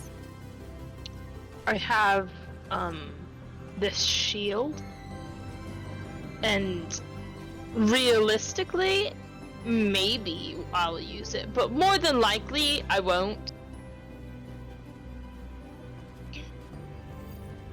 Just something else for you to throw. The shield? You want me to throw a potentially extremely expensive shield that may or may not ever be able to be recovered? Like all of those spears that Yeah, I Aslan, can we include in your Resell the training of sarcasm? Joe takes a step back.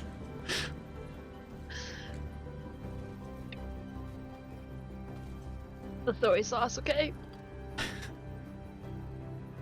I think at least it sounds like the shield and the what was the other thing? The gauntlets. Are for sure. And then we Yeah. can just go There's off of something else. Are you keeping the ring of swimming? Don't see why not. that would probably be beneficial. Because doesn't Dust that of dryness? Are we using that? Will we use that? Dro that will? useful? Dro will. What is it? I have Contingency plan. prestidigitation. It's more of contingency plan, if anything. What happens if your prestidigitation gets shut down again? You know what? Then I'm useless, clearly. It's okay. You have so much more value to this group than just casting. So, Yeah, that was clear in the fight. Okay, but you know, hopefully we don't get into more fights. You met us. I know it's very like us, and I know it's very unlike me to say let's not get into fights, but like, really, I don't want to get into any fights right now in this city for obvious reasons. Agreed there. I'm just glad nothing horrible happened. knock on wood.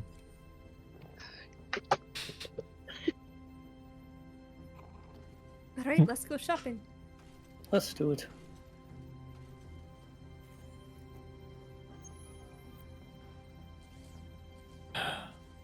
Stick to the middle of the group, but before we go, Margot, can you do your mind link? Sure. Because once we get to the shop, it would probably be best if either you or Seamus do most of the talking. Yeah, I got you. And then Dro will stick to the middle of the group, but give Margot directions via mind link. So it looks as if we're a group that is familiar with where we are, and we're not tourists. Okay, so Dro is sharing out mind-linked kind of navigation and data. Would you consider somebody's hair an object or a surface? No. Pieces of people or creatures are not objects. Fair. Figured I'd ask. Mhm. I don't even want to know where that was Gonna going. Give you a. I was gonna prestidigitate your hair into a different color for an hour. But it specifically says object or service. The hair that's fully covered by a hood. I mean, you never know. Could be windy. Someone could knock it off. Every little bit helps. That's fair. I mean, Dro's hair's like a pale white. I mean, it looks It's like white. Margot's. It's white, So yeah. like you could. We really- could just put a bunch of soot and charcoal in it. Turn me into Echo. Well, people I have mean, never seen with- Echo, have they? With the cloak, though, that we know of. So it would The change cloak you and enough. everything. Also, with the cloak, like anybody that's trying to look at him has disadvantage because of that cloak. I think we'll just maybe just keep an eye out. We'll be careful, and Yeah. if things go bad, I think also Dro would have us walk within the crowd. So we're not just like our own little group. We're going from group to group and trying to play as best as if we're civilians of Aurora's Rest. that's not Yaslin's forte. There's probably times where Margot's just Dro will leading grab the way. Yaslin and Okay, so give me, excuse me, if you guys are going for the route of blending in, I want to get a performance check from everybody. Yeah. I'm gonna roll physical Okay. dice for this. There we go. Margot, trained like a pro. Yaslin, Showing up apparently. this is a big, loud, bold. 17 for Dro. Okay. Look at us. I love these dice. These dice tell the story of what you guys are doing perfectly. I'm so confused on how that happened. Margot, blending into a crowd is part of your training process. Not a problem. It helps when you're And 5 this, feet tall. not in the slightest, and everybody's looking over the other crowd members and they can't even see you. Yaslin, big loud city. You're a big loud lady. You fit right in, no problem. Dro, this is your backyard, so you know how to move about very comfortably, very resourcefully. And Seamus is feeling a little bit awkward. Like, it's not as bad as it was yesterday, but still not great. Considering going as bats next time. Okay, you guys, oh, I haven't made the transition yet. I'm gonna knock everything off my desk real quick. It's black and white. Let's try that again. So pretty. hmm The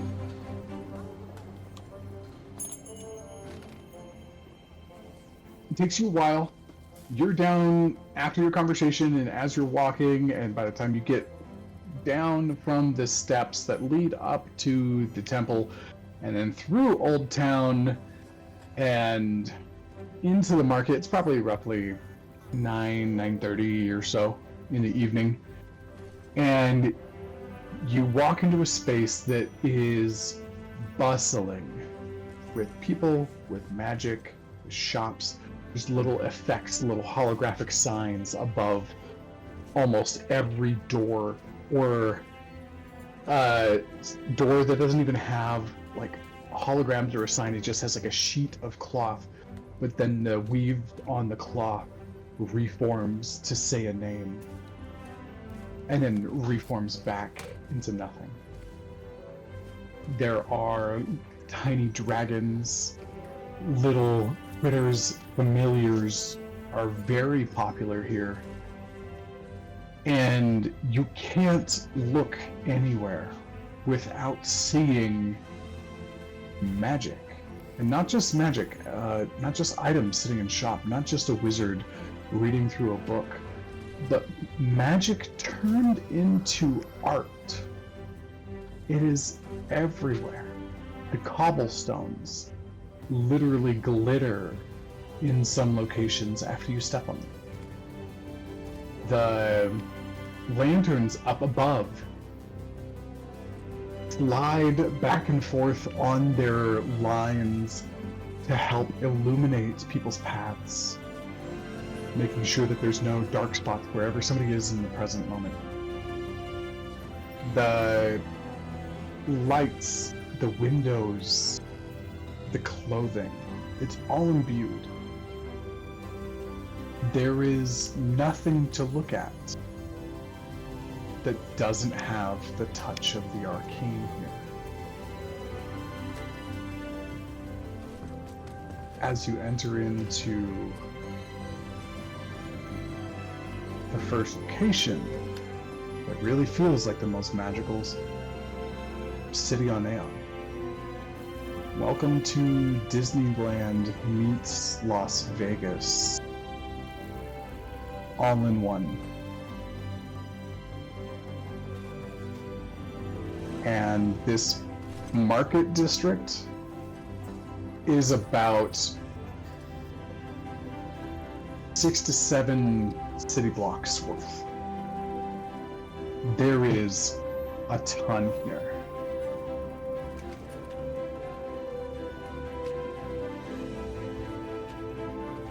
What are you looking for first?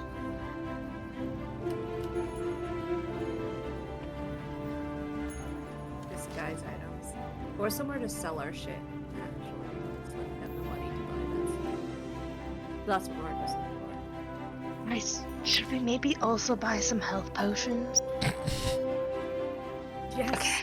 Okay. It just popped into my mind that, you know, if we're going to be beaten up again.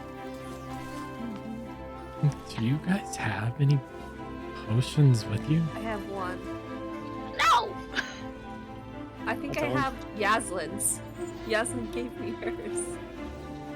Okay. Let's see, because I have 3 normal and 2 greater. That's why I was Where like, have you been? I thought we all purchased some too. Man. I don't know, I got knocked in the next week.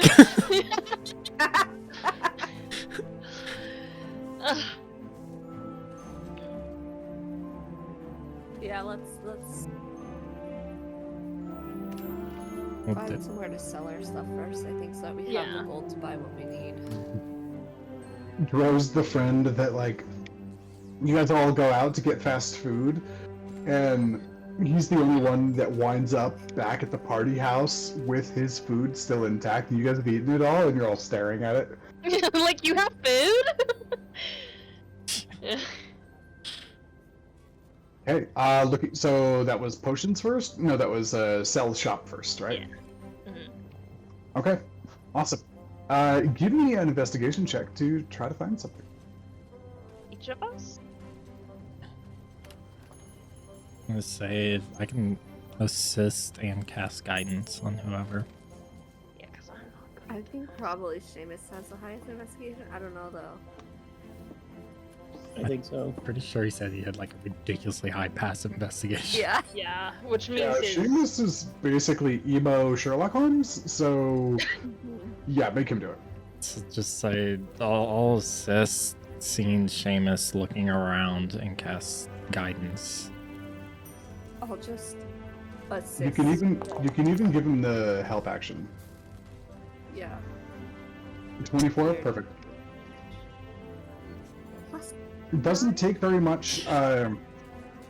With a 24, Seamus, a lot of this is going to be eavesdropping. As you're going around, you're not exactly going up and talking to people, but you're getting the lay of the land. You're recognizing some patterns in like how the architecture and the streets flow, and you're listening in on where people are talking about. And over, after the course about like 10 minutes as far as like where to sell, you hear a name. You hear Trixie. Trixie shop. Trixie. Trixie.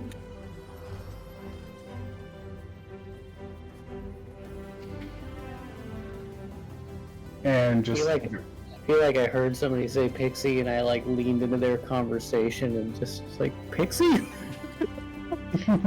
Trixie. right, and it's this. It's a rather tall dwarf, like a normal height person, but they are a dwarf. Talking to like a very like long and slender, kind of like bluish teal tiefling. Like, and the dwarf looks at you. No. Trixie. Trixie's the best. There's a lot of folk here who will just scam you right out of your pants. But not Trixie. Yeah, she is one of the good ones. Treats you right so you want to come back. That's the way she does her business. Appreciate it. Sorry to butt in there. Not at all. And then, as they're walking away with that 24, you hear, "Did you see him?" "Well, I haven't seen that much black on a single person in weeks." It takes you a couple minutes to get over there, and you see this shop, that as you walk in, it's actually like built into the base of a tree. It's this glass dome that's like underneath the root system, and there's not even a sign, but you start to see little illusory like arrows starting to point, and each one of them has like a little letter on it. TRICKSY. And like Trixie's shop, you start to see arrows like every once in a while. Like as you start to focus in on them, it's like whatever the spell is to make this happen, whatever enchantment it is, it catches your attention like once you have your focus on it and shows you the way. Pretty easy to find. And you pass underneath the dome that has like this glass doorway cut out, and it looks very intricately carved out of the glass. You walk in and it says, "Welcome to Trixie's shop!" And you look in and there are pixies all over the place, buzzing and going around. Like almost all of the inventory is actually like up on shelves that are about 6, 7, 8, 10 feet tall in the upper reaches of this dome. And you have a little blue fey-like creature with like black stripes, almost like whiskers, like leading off their cheekbones. "Hello, welcome to Trixie's. What can I get you?"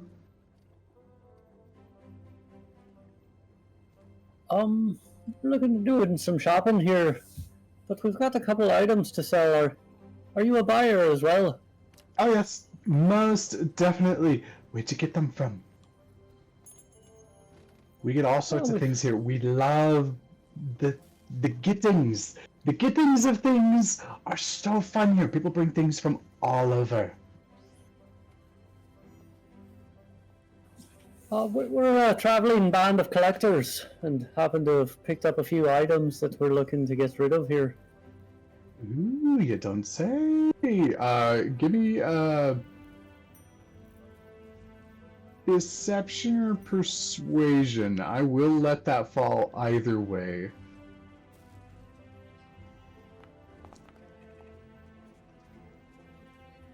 Alright, deception. Well, band of collectors, welcome. We're a band of collectors. Let's do this. What do you got? And like leads you over to this little table. And it looks like it's It's this circular thing. There's no like chairs or anything. It just looks like everybody stands around it. And it's got this kind of like perfectly smooth glass surface, and there's kind of like a gentle bluish hue glowing up from the glass. I'm like, all right, go ahead and place whatever it is you've got right here on the table.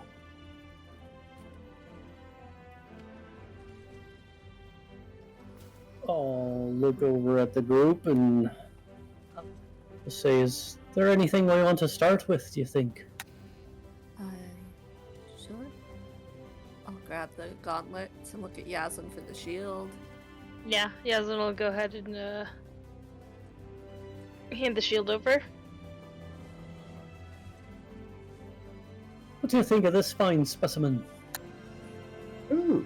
You put the gauntlets on the table, and you see kind of in illusion pop up above it. Gauntlets of overpower. Like, ooh. That's Yeah, useful. this is very clearly an identifying table. It's like, oh. I think they're way too big. I could fit in there. And technically, I know if I attuned to them, they'd shrink down, they'd match my hand size. I'd be very strong for a pixie, yeah. But, I'm not gonna. Don't worry about it. Okay, so these, good item, not terribly uncommon. Can find them occasionally, but these seem to, and they're gonna take a second and like kind of like look down and examine them. The filigree is interesting. There's a lot of decoration on this. This came from an ogre chieftain from the far south. He was quite the lover of pixies, from what I understand, actually. Give me another deception check. Oh my gosh. Had to keep pushing it. 21. Oh, come on, Stir Dice. us. Stop rolling off. And kind of like stops and looks up at you. Looks back down. Technically, the term Gauntlets of Overpower is a classification of an item. They don't typically actually, or they don't necessarily actually come from an ogre. People usually say that they're trying to emulate an ogre's strength. It's not impossible. I have seen ogre gauntlets that were actually crafted by an ogre. They do have some fine artisans out there somewhere. But that's not what these are. So, where'd you really get them? These. You know, to be honest, I don't recall where we picked these up at. We've done so much collecting all over the lands. It's hard to say sometimes.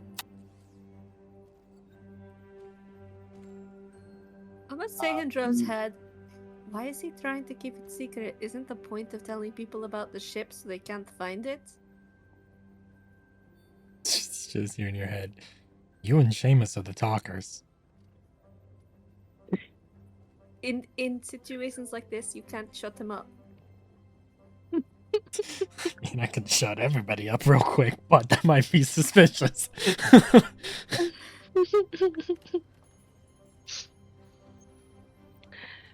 I think Yaslin, like, at this point, like, she's heard a couple too many lies, and she's like she knows, like, she's not the greatest person at, like, not being amused by this, so she's gonna go look around the shop. I think Rose just kind of casually and just loudly. I'm not going far, I promise. No, to Seamus. Oh. Because Yaslin started walking away, she heard that and she's like, what? Margot's Yes, gonna look Ro. at Seamus.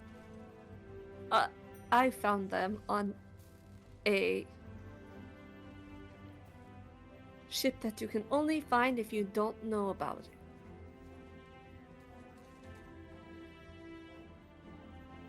That sounds weird, but okay. Fortunately, you know now, so you can't find it again. Okay. Anyways, like you see it, like you like break its brain for a little bit. It comes back and is like, okay, well, I'm gonna be honest.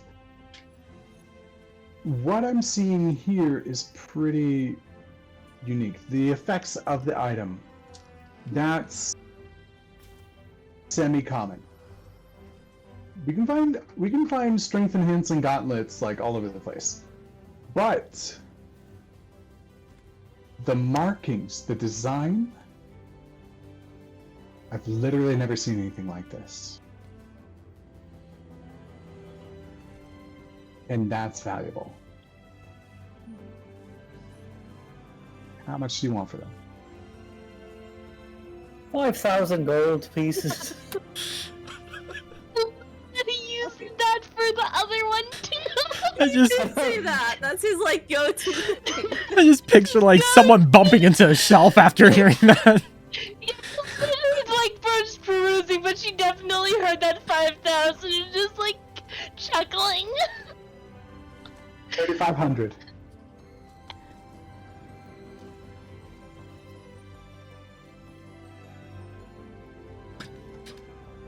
I'll look over at Margot.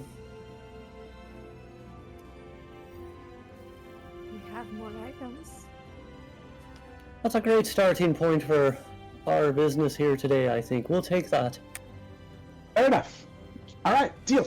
And goes up and like snaps a finger, and like like up from like the tree, so like the dome of the tree, or the dome that's in the tree, you do see like little holes in the glass, like littered all over. That's like little places where the roots come in. There's like obviously like water magic that is like kind of keeping the roots like moist and like happy and stuff. But there's also like one main root that comes down into the middle of and it even has like greenery and like leaves. It's almost like a small tree that is branched off of this root. It's like a complete tree that then goes up into the larger tree above. Snaps a finger, and from the tree, like there's this little silver card that comes and just like flaps in front of your face with a couple of wings in front of it, Seamus. Oh, trust me.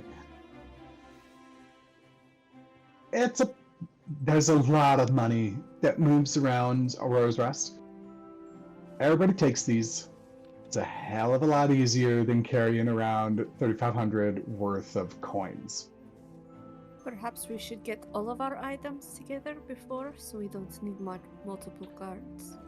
Oh, easy enough. I can just have this one be updated. Since you are first-time customers, this is your card.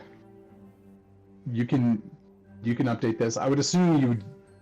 It's easy to tell newcomers. I deal with them like literally every day. Anybody that's already been here and done this before, they just hand over the card, and so this is a new one for you. Margot takes the card. Yaslin, your shield? Oh yeah, I'm coming. She comes back and she plops the shield down. It's the wing crest shield, right? Yeah. Right. Ooh. Okay. This one not quite as fancy or good. It does look like it's been beat up a little bit. So, that is going to drop the value just a bit. But let me see here. We are looking at. I have to remind myself what the shield does. I forgot.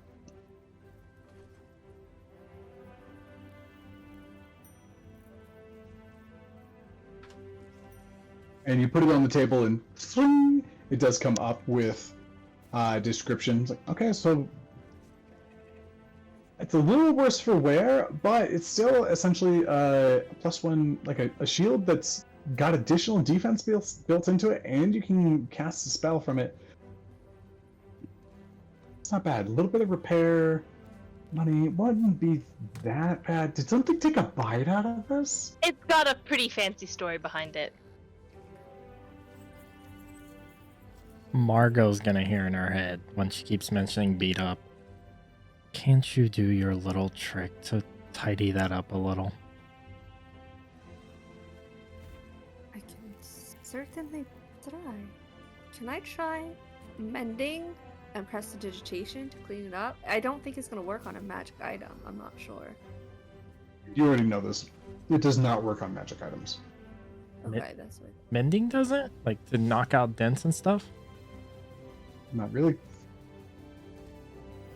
Well, okay. I swore it I did. did think it would because I've been mending my armor this whole time, or else I would have a big hole in my chest. Oh, that's right. You do have magical armor, don't you? A spell can physically repair it's a rude. magic item, it just can't restore the magic to it. Oh, okay. Yeah. I'll say that. The part that she's talking about, it's about like this big or something. It's like a good chunk. I'm It's a chunk. not gonna make anybody do a roll for this. Those giant crow things you fought at the Harpy's Nest. This is either a claw mark or a bite mark out of the shield from one of those things. Yeah, it's got an interesting story behind it. Definitely not what I thought. I thought it was just little dents. No. figured. It's like this. Whoever had the shield tried to fight back. They just didn't make it.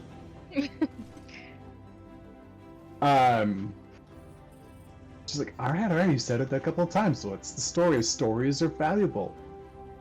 Yeah, you know, a giant nest with some vicious, huge birds. Literal wingspans Rock? covered the sky.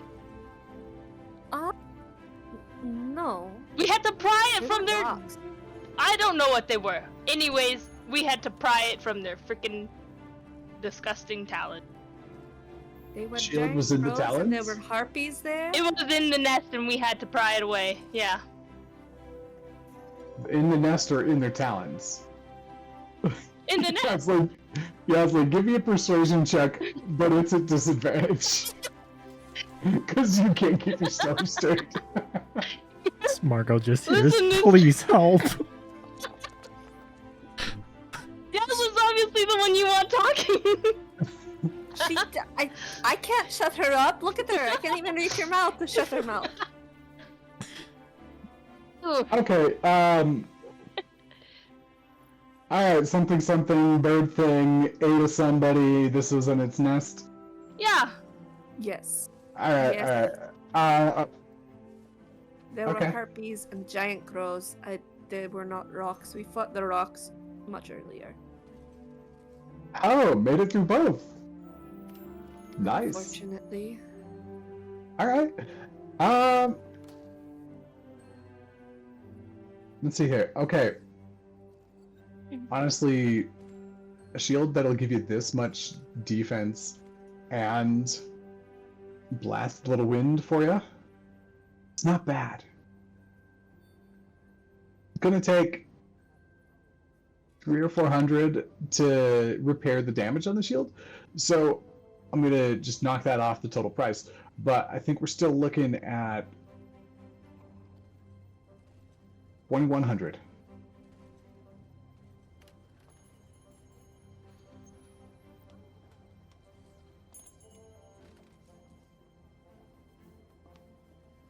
I'm relying on Seamus for this. I'm not a numbers gal. Yeah, Let's scare. Can I do a background People just insight thought me things. on that? If she's Yeah, sure. knocking off more than she should. Sure, it's a decently high DC because you are not trained in this.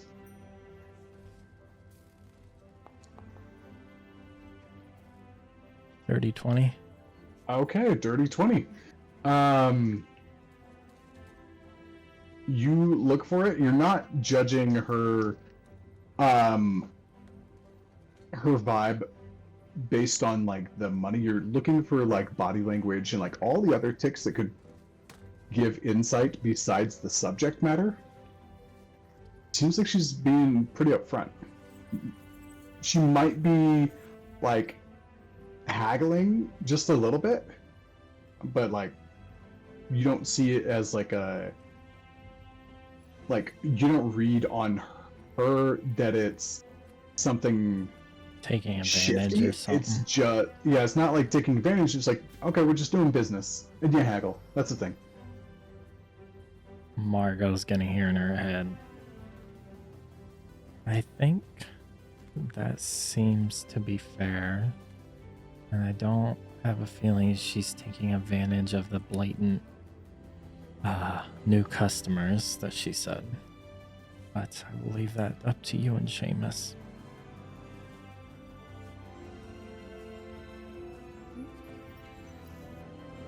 2100, Seamus. How does that sound? Worth the shield. Oh, to make it 25, just to make the math easier.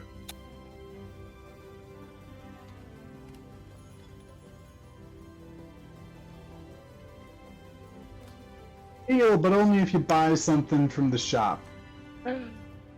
We are looking for something like a defense Oh, yeah, we got some of that. for like people who don't wear armor though. Some Oh. hip bracers. Less easy, but still doable. Yeah. Okay, 25. And she snaps and like there's a number on the card, and it goes up by 2,500. And she whistles again, and a pair of pixies come down, grab the shield, take it up.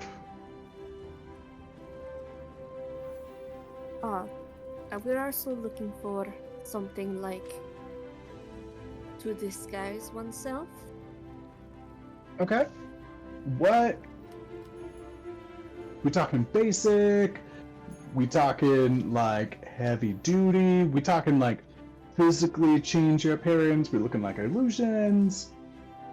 I think the emphasis, the more important, is on defense. So those bracers first, and then we'll look at the affordability of the other items as long as they do the general need.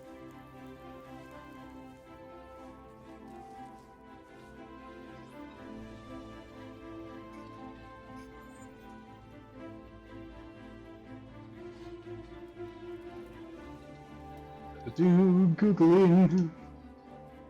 This was of defense, me too. Mm-hmm.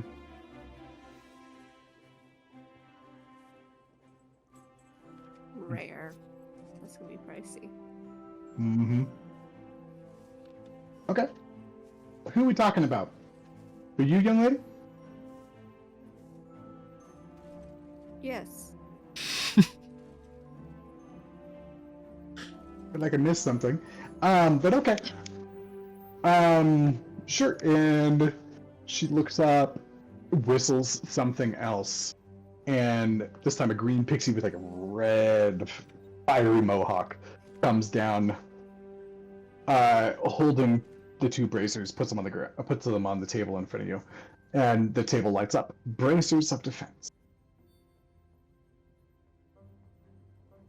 Okay. If you just look for the standard, normal thing, like be able to defend yourself a little bit better. Semi-common. But we're looking for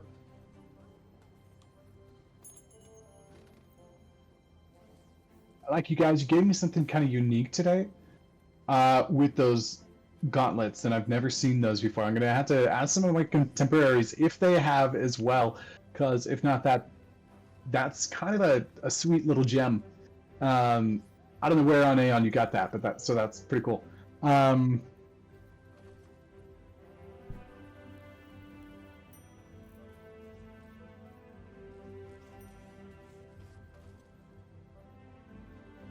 not even gonna bother haggling on this one.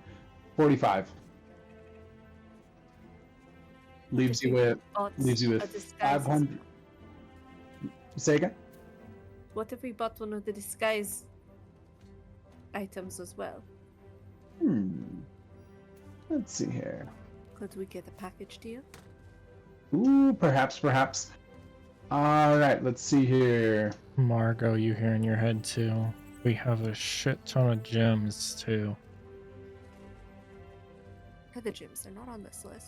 Who has a list of gems? I have them. They're also in our The notes. notes, I believe. Oh yeah, there they are. Oh fuck, yeah we do. Like I counted just with 4 gems. There's 4,000 right there. We can do that. Ruby might be able to cover most everything. I thought sure. also due to the high prices here, above things, we were gonna try to haggle them to a higher price because of how Oh, expensive yeah. things are around here. Yeah. Ow, do. Well, if we want to do the Oh. gems, we may want to go to the more expensive district, Yeah. but that's a risk because it's Well, we busier. might be able to like use a couple of the gems to pay for this stuff here, and we'll still have plenty of gems left over after. How much is everything right now totaling up to?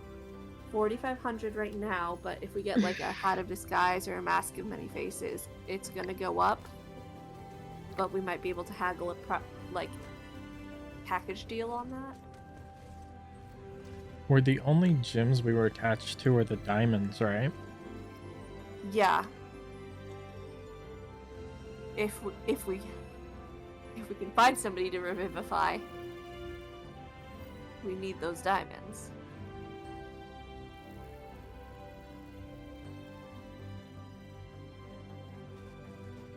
Weren't we seeing?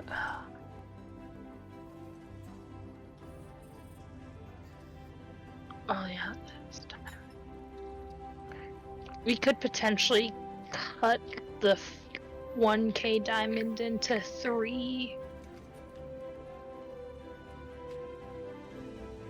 300 GP diamonds. And cut the 500 So diamond into not- like 200 and the 100. Or Yeah. 300. Yeah. not We including have the diamonds. If like we were to sell all the gems, that's 11,700 gold. mhm. It would be nice if we could find somebody Bump that up, who could bump that a up. jeweler or something. Hmm. Yeah, just- we do need to go to a jeweler.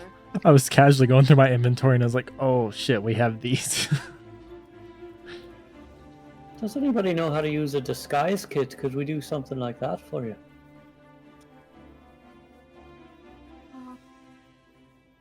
Why? No. Poisoner's kit's all I got. That concerns me. Just know Margot's cooking your You dinner put me on tonight. kitchen duty. You put me on kitchen duty. You better check your food twice. Just know I cannot be diseased.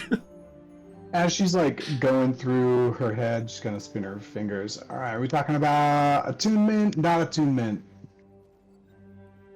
You hear in your head, Dro. Can you attune to more than 2 items? Right now? Is this for the bracers? We can get a disguise that is either attunement or not. One will be better.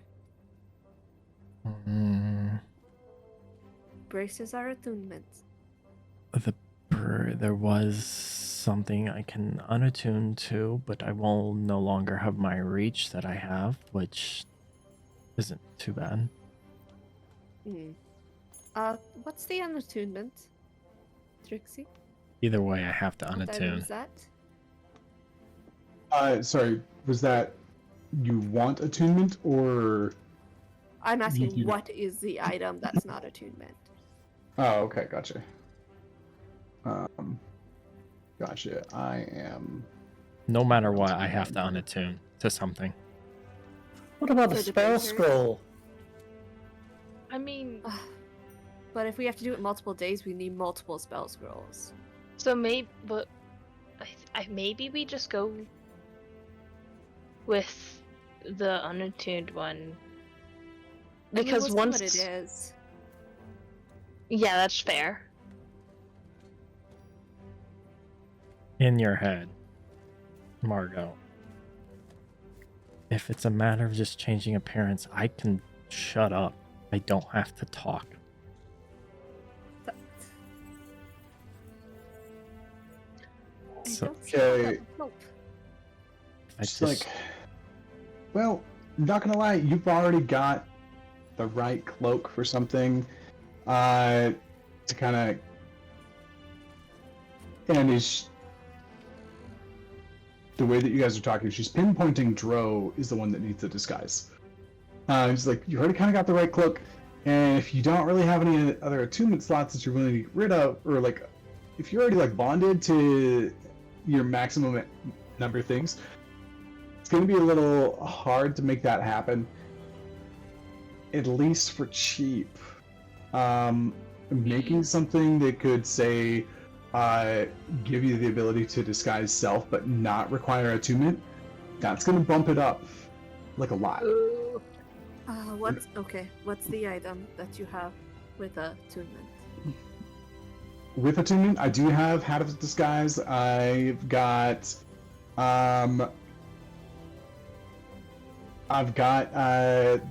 an amulet that protects from like divination magic. Those are the things that I've got right now. Essentially, we do have like maybe 2 options. Also, your comment about spell scrolls, also great idea, totally viable. Might be like a better price point short term if that's what you're looking for, to get a few scrolls if you're going to be here for like a few days or something. And she's like rattling this off, and like you guys are talking about being sneaky. Disguise? She clearly doesn't care at all about like why you guys are being sneaky or like what's the purpose. She's just like, hey, customer needs disguise, I got it, let's go. Also, I'm not Pixie, I'm not Trixie, that's her over there. And you see like in like almost like a queen bee gown, a yellow pixie with like a little bit of like crowns on top of her head and like large like she's like this big, and her wings are like this big. Her wings are like overly large.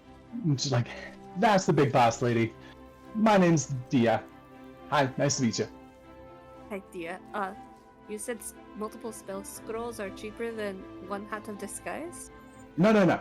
1 Hat of Disguise is going to be cheaper than multiple spell scrolls, but multiple Yes. spell scrolls are going to be cheaper than what is essentially a Hat of Disguise without the attunement requirement.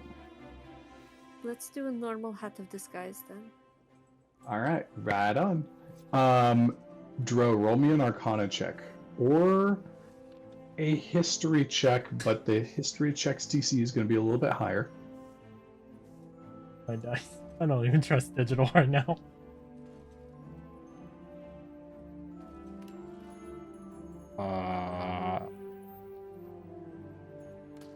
You said history's gonna be higher?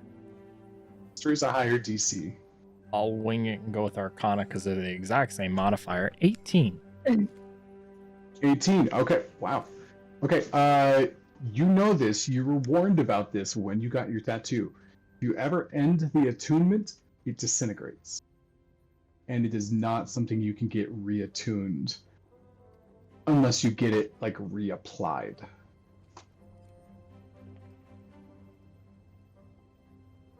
He's not gonna say anything.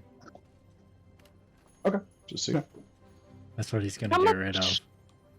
How much is this gonna cost? Total wise.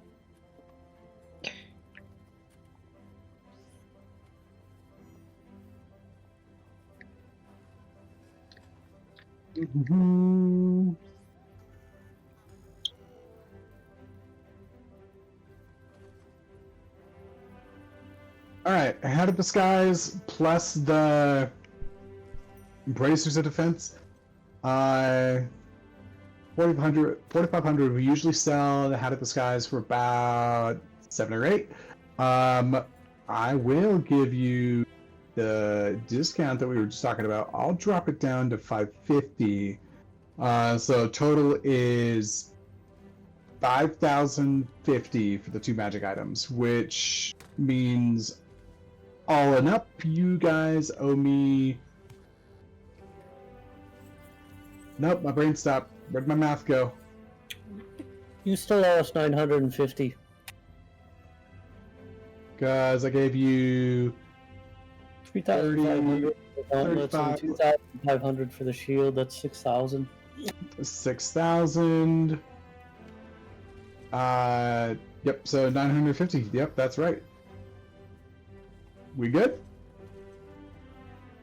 I'm just I'm curious on my own little personal question. I've been seeing a bunch of people walking around outside with cute looking pets. And Yeah, sure. and I was wondering if you had like an item that could maybe give me one, but maybe on a more temporary scale. Huh. We get into a lot of fights, and out of character, I'm looking at a bag of tricks. Ah. I've had a vermin that I've been trying to get rid of for a while. What? Yeah, it's a little hat that lets you summon like a frog or a rat or I think a bat. It's not exactly a pet, it just kind of tries to run away from you after you summon it, but it's kind of funny. I was thinking of something that might actually be a companion to me a little more than running away from. A lot of things already run away from me as is. If you just take a look at me, probably understand why.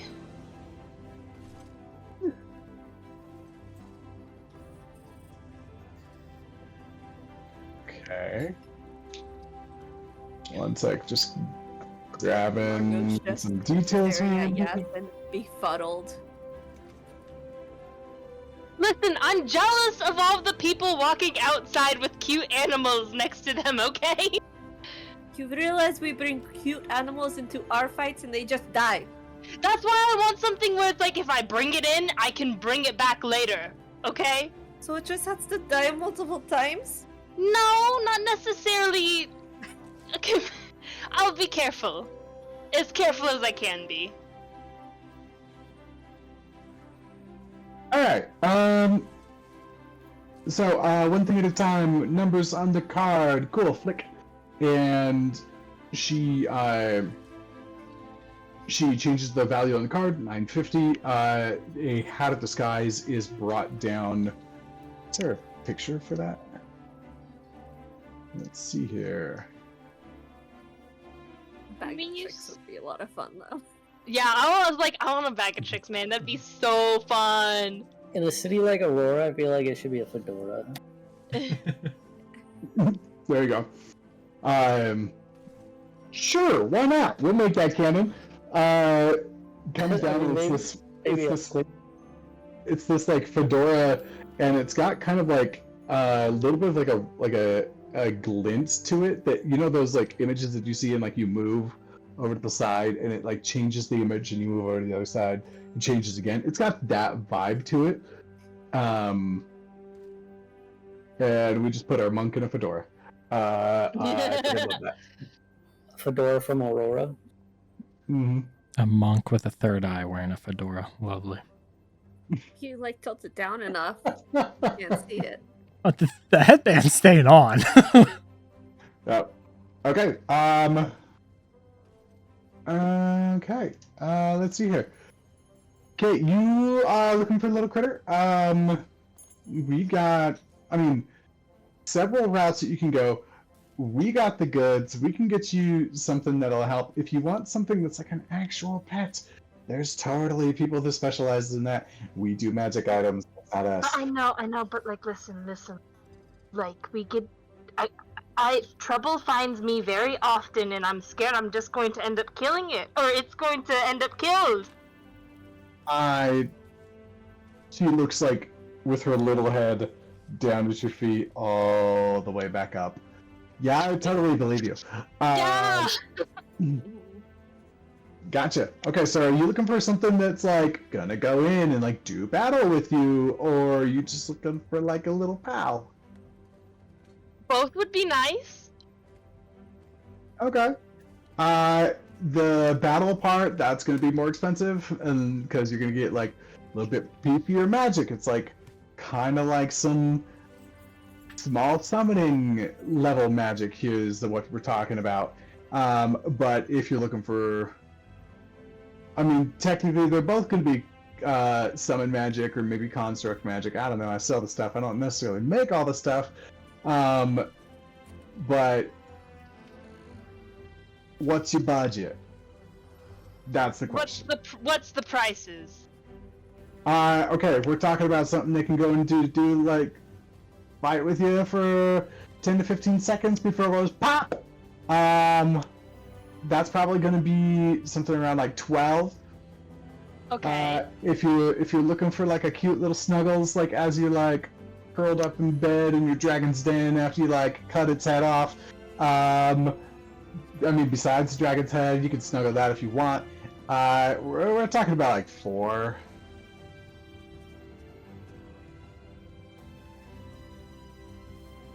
Just in Marco's head. 100 gold. What are 400, what yeah. are We're talking 400 and 1200. what are both of these? Let me actually pull up my actual character sheet that I can read the gold on. You spent like 70 gold on meat. I don't think you have that much left. I don't have that much. I have 900 on. It's because I sold the my awesome looking. Oh yeah, I was like, wait a minute. It's not like so much more. It's because I've been selling stuff as well as buying stuff. Yeah. So she What- code whistles, and her little pixie friends bring back 3 things. And essentially they look like little old lady like yarn bags, with like little puff balls inside. It's like, okay, so there's a few things we can do.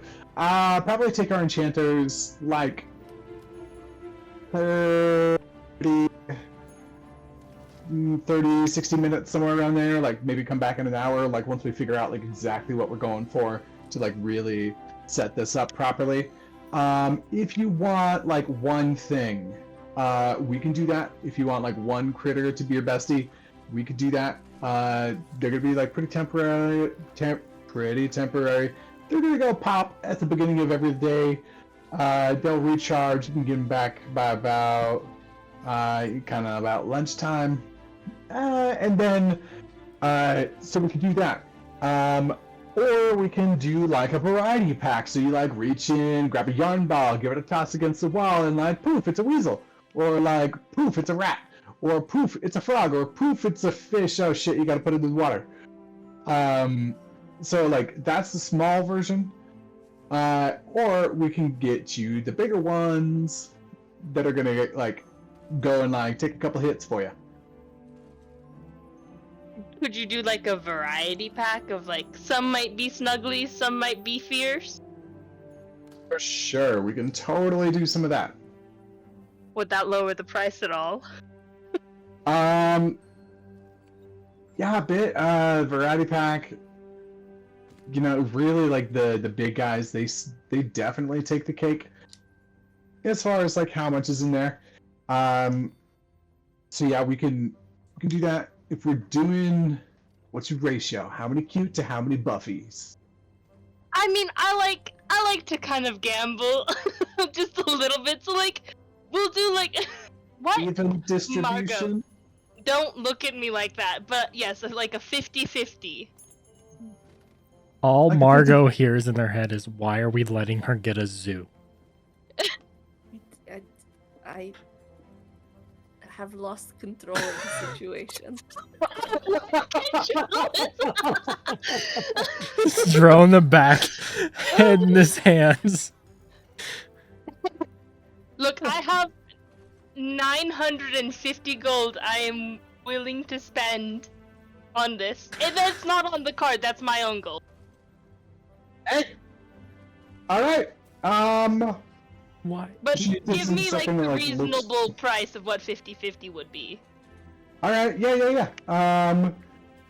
Real Because if quick, the looking whole critters was here. 400 and Mhm. 1 200 was full combat. What's in the middle of that? Yep. The big guys, if we're doing 50-50, the big guys, they weigh a little bit more overall as far as like price point goes. So we're talking about like 8 Critteroos, half and half. What's my math today?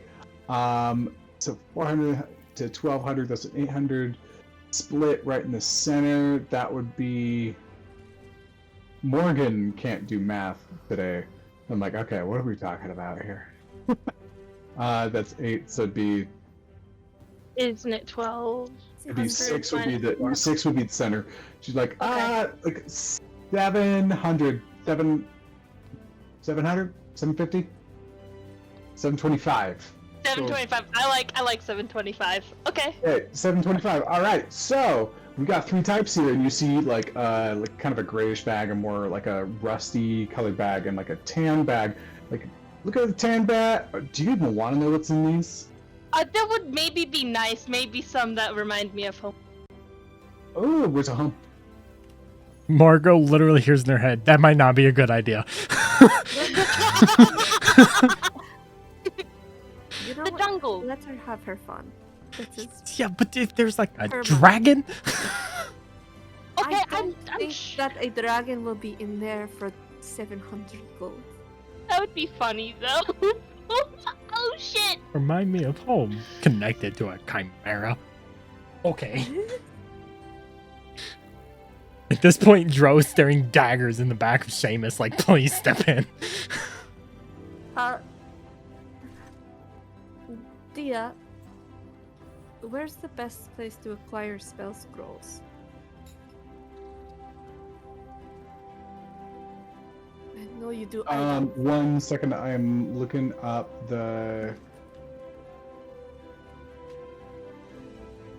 some prices here, just to make sure I'm not saying anything dumb.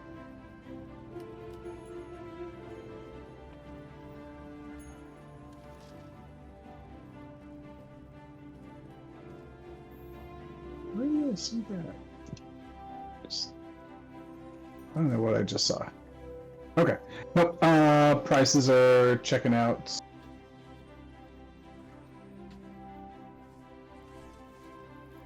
I think. Okay. Yeah, and she's like, okay, so where's home? Like the jungles. Ooh! And she takes the other 2 and, like, grabs them and tosses them up in the air without even whistling, and somebody goes, and, like, takes them away. She hands you the tan one. Okay. Like, And yeah, I'll you're gonna see put down. some familiar-ish things there. Okay, that'll be worth it for me, and I'll get 70. Right on. Oh, failed to remove coin. They didn't All like right. it when I did that. Alright, what's next for you guys? You got 950. Well, overall, you're zeroed out. You and us, we're even, but you got 950 on that card, and I got 950 in this little coin bag, and she holds it up, and another pixie grabs it, takes it to the tree. Dia, where's the best place to acquire spell scrolls? I know you sell items, but Oh, yeah, perhaps yeah. there's a place that specializes in that? Sure, we do like have a few. I'm gonna be straight with you guys. You know, it's not our specialty. You're gonna want to go exactly, and I appreciate the ask. We get word of mouth from them, so we're totally good there. You're gonna want to go over to, and this is my moment to think of a name on the fly.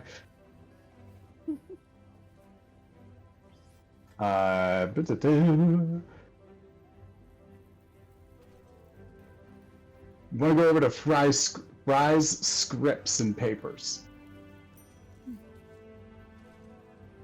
What about weaponry? Magical weapons? Ah, glad you asked. Yeah, we do kind of specialize in, like, not necessarily like armory level stuff. Like, we deal a lot more in like wondrous deals, which is basically everything you got today. except for the bracers, those are a little bit more. I guess it's still technically wondrous. Let me see. And she lists off like 3 different places. One of them is Belox, and the other 2 for weaponry is the pined quarterstaff.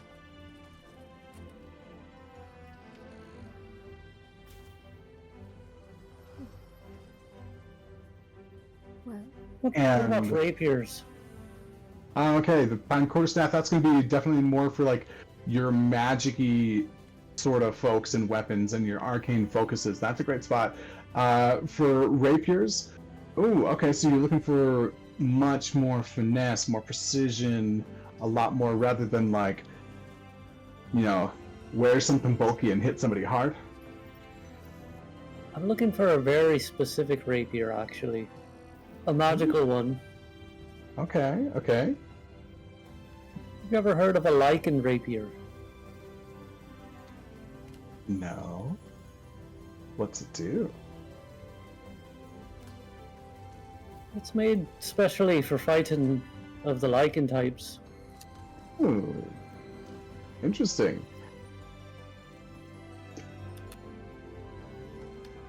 I'll be honest, I'm drawing a little bit of a blank on something like quite like that. The body transformative sort of magics. I know Aeon's got a lot.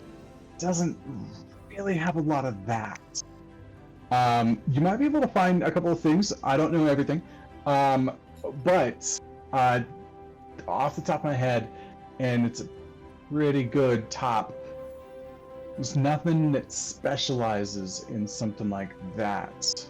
But with a little bit of sleuthing, you may be able to prove me wrong. But if you are looking for like a little more generalized fancy rapiers, there's lots and lots of folk here. One of the main things in the entertainment district is like a duelist arena, and that has a lot of patrons that like want to get a rapier because they're very fancy. I can't stop myself. This is all that's in my head. I can't come up with a better name right now, guys. I'm sorry. It's like, you want to go to Just the Tip.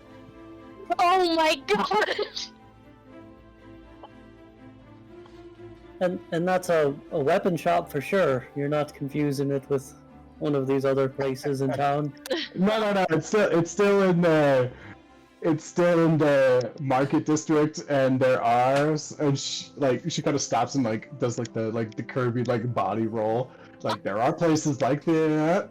That's not where I'm sending you. Dominic's just got a bit of a dirty mind. That's all. Marcus. Oh my goodness. Scandal. I'm gonna need real specific instructions to get there because I'm not gonna go asking around for that place. Right. Here, free charge. And she like gets a piece of paper and like quickly like draws you like a little map of how to get there. Yeah, I'm looking Much for a appreciated. place that's called Just the Tip. I don't get that. Tro here. You don't ask.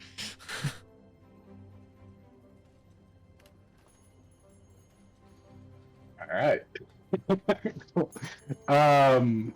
Well, Dia, it was lovely doing business with you. I Thanks, really want guys. to go to that script place. Oh yeah, Fry's pretty cool. Total nerd. I Margot, like him a lot. Margot, you hear in your head potions. Potions, Dia. Where can we get some potions? Oh, Big Swolls. Big Swells? Okay. Yep. And when you see Big Swole, tell him Dia sent you, and he still owes me a drinking date.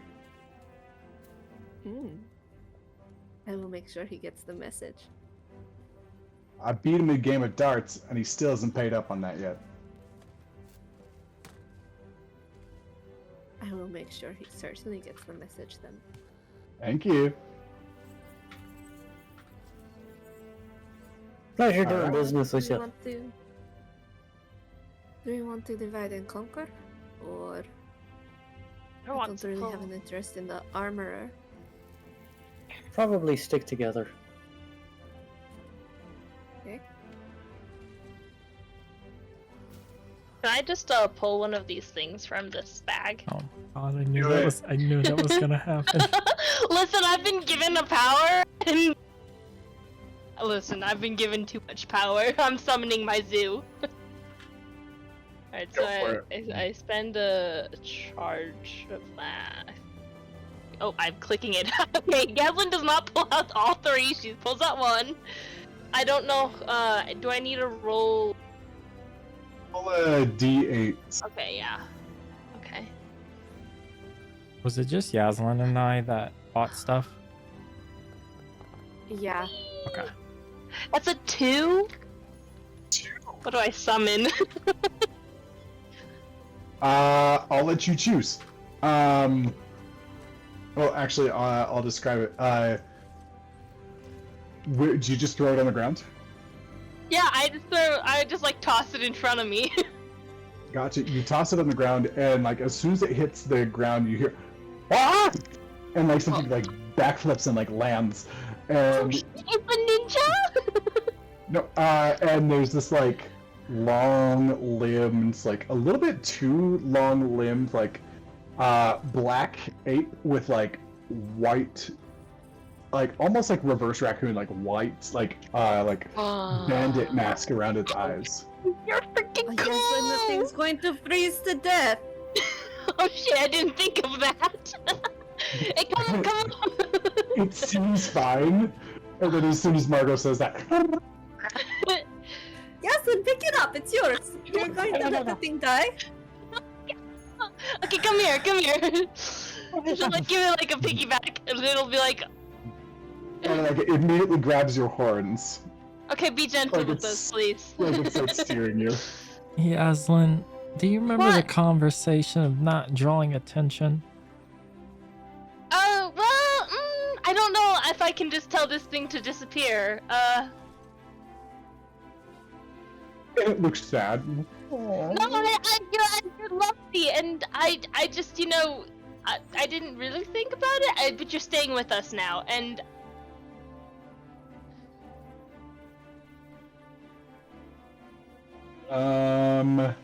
Maybe we should divide and conquer. Yep. It does not say you can unsummon it. It pops in the morning, or when it runs out of HP, and that is it.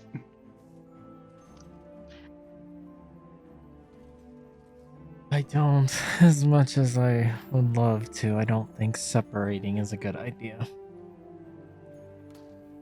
Especially when somebody doesn't understand not drawing attention. It's okay. Your new name, you didn't have a name to begin with, but it's now Peanut.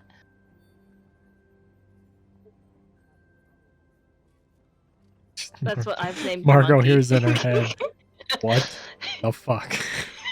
yeah, I don't know. I just want to go to the Nothing. scriptorium and get some spell scrolls. I don't know what's happening.